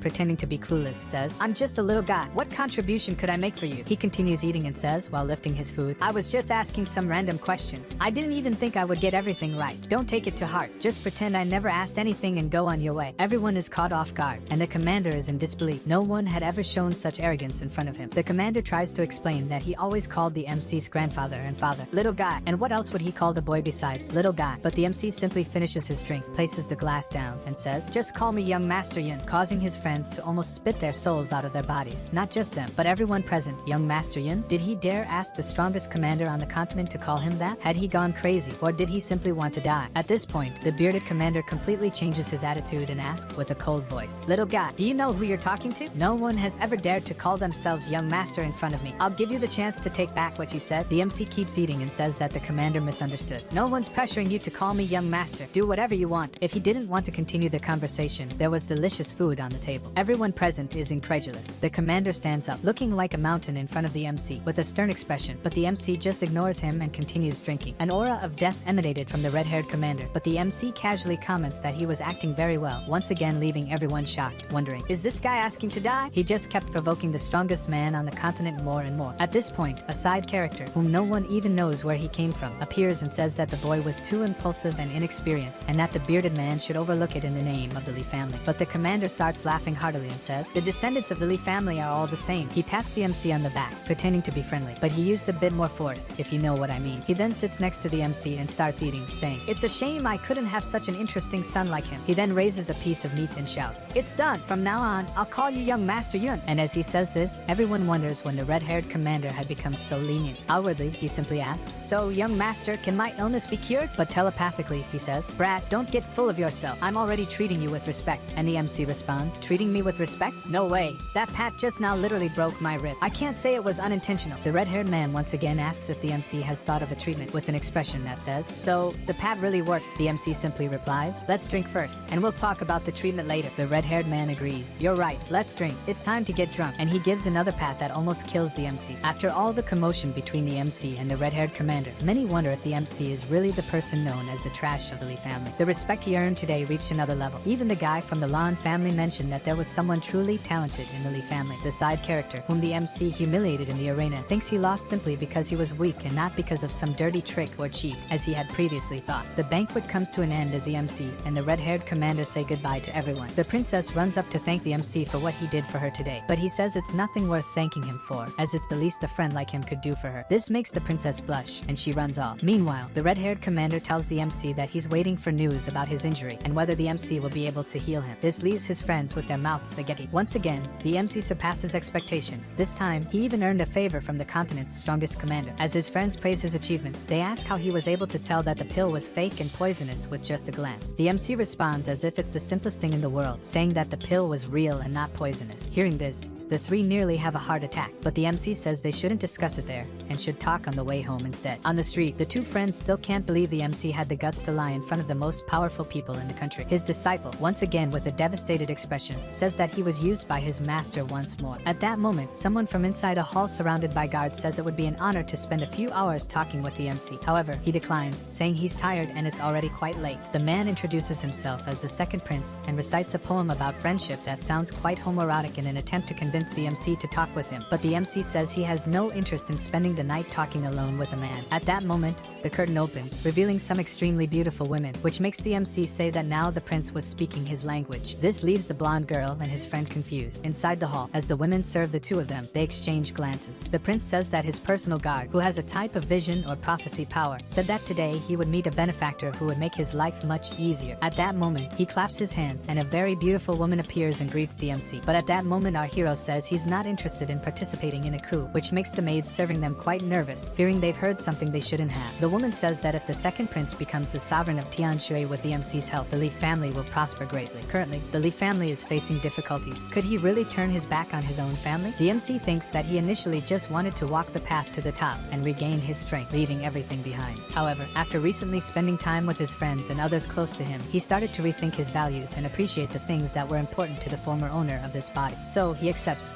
and they settle the details of the future partnership with the condition that the prince helps the Li family above all. Then, the woman asks what the chances are of curing the red-haired commander's wounds. The prince thinks that no one has been able to cure the commander's wounds so far, and if the MC has even a 10% chance of doing so, his plans will definitely improve. The MC, after finishing his drink as if it were nothing, says he's 100% sure he can cure the commander, which startles both of them, and they ask if he's joking. The MC, not understanding what's going on, asks if they don't actually want him to cure the commander, but it's the opposite. The prince is just shocked by the MC's abilities. The prince becomes extremely happy with the news. With the favor of the red-haired commander, things would become much easier for him, and his long-term plans would materialize easily. However, the MC throws a bucket of cold water on him, explaining that because he's 30 years younger than his brother, it's obvious that his father will choose him as the next king, but he warns the prince that he doesn't have much time and needs to hurry to gain his father's support. As during the banquet, the MC noticed that the old man doesn't have much time left. In addition to his advanced age and frail physique, his father had strange black pigments in his eyes, which are the effects of a slow-acting poison. The woman is alarmed, and the prince says that his older brother must have started making moves, as he's the only one who would have the courage to poison his majesty. The MC points out that if his majesty suddenly dies now, the city would plunge into chaos. It's better for the prince to rush to the palace as soon as possible and try to convince his father to issue an imperial decree making him the next king. The prince asks the MC how he's so sure that his father would support him. The MC says it's a basic deduction. Everyone at the banquet must have noticed it. His older brother may have been recognized as the king's successor long ago due to his contributions in the war, but over the years, the king completely changed his attitude and started treating his brother coldly. Slowly, power and influence were transferred to the second prince, and even the strongest commander, Bane Ho, was reassigned as a guard to protect him, ensuring no one would conspire against him. Even a fool could understand the king's intention to make his second son the next king, but since his older brother had strong military power and influence, the king was trying to suppress him and delay the decree. Even the Lee family was on his brother's side. However, as soon as Slave A took control, he suddenly began supporting the second prince. But then the prince starts laughing, and the MC asks if there's something wrong with his reasoning. The prince says that since the MC, who is so intelligent, thinks that way, probably everyone else is thinking the same, but in reality, he's just a pawn on his father's chessboard, a pawn used to fight against his brother. Then he shouts, "Do you really think I wanted to compete for the throne? I was dragged here by my father, and if I don't compete, I'll simply die. Now listen, do you really think he's trying to protect me? He just wants to protect himself." The MC then realizes that he was wrong before. The king loved power, and seeing that his eldest son was gaining authority and strong influence, he decided to support his second son to stop him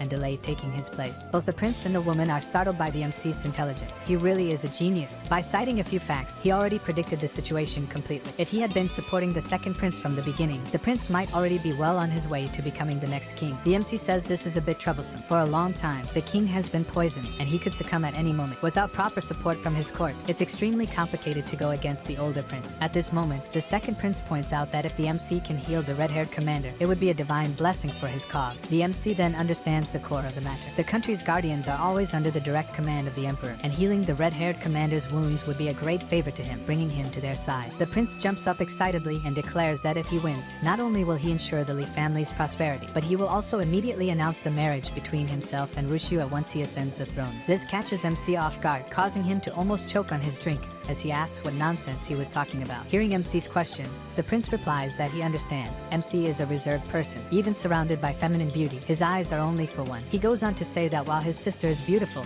she is delicate and needy. At that moment, someone shouts that assassins are attacking. Despite arrows raining down on the hall, the prince remains calm, still drinking. MC remarks that the prince's calm demeanor in the face of enemies is impressive. The prince simply says that with the commander as his guard, there's nothing to fear. But what's truly impressive is that MC, being alone, still remains confident. That's admirable. Understanding the comment, MC jokes about whether the commander was protecting only the prince and not him, asking if he should cry and beg for help. The prince laughs at his joke and assures him that he has survived several assassination attempts, and with the commander present, no harm would come to them. MC laughs back, saying it would be nice if everything were as simple as usual, but he fears this time might be a bit more complicated. At that moment, the woman activates her power, saying there's a problem with teleportation. MC smirks, acknowledging that her technique was truly impressive. The enemy might be strong, but with her around, they could relax. The prince is shocked at how MC, sitting there, had already assessed the enemy's condition. Trying to keep calm, he declares that no assassin will be forgiven. However, at that moment, the commander yells for him to run, and several attacks strike the hall they were in. Despite a barrier being hastily raised, it is destroyed, hitting the hall precisely. The woman rushes to check on the prince, asking if he's alright. Then, she turns to MC, furious, accusing him of having the audacity to kick the prince to save the two maids. MC casually responds, "I only have 2 arms, and my instincts told me to save these beautiful women," adding, "Don't worry, your highness seems unharmed." The woman tries to continue the argument, but the prince cuts her off, saying MC was charming for saving the beauties in distress. The situation is dire, and they need to find a way to escape. The woman shouts at the assassins, claiming she knows exactly who they are, even though they're hiding behind disguises. Their main objective is to assassinate the prince. She then asks, "Isn't that right, Gunfoam? Tell me if you enjoyed this story, and in the name of the god Li Yun Xiao, I ask you to like the video in the next 10 seconds, or you'll be the next target."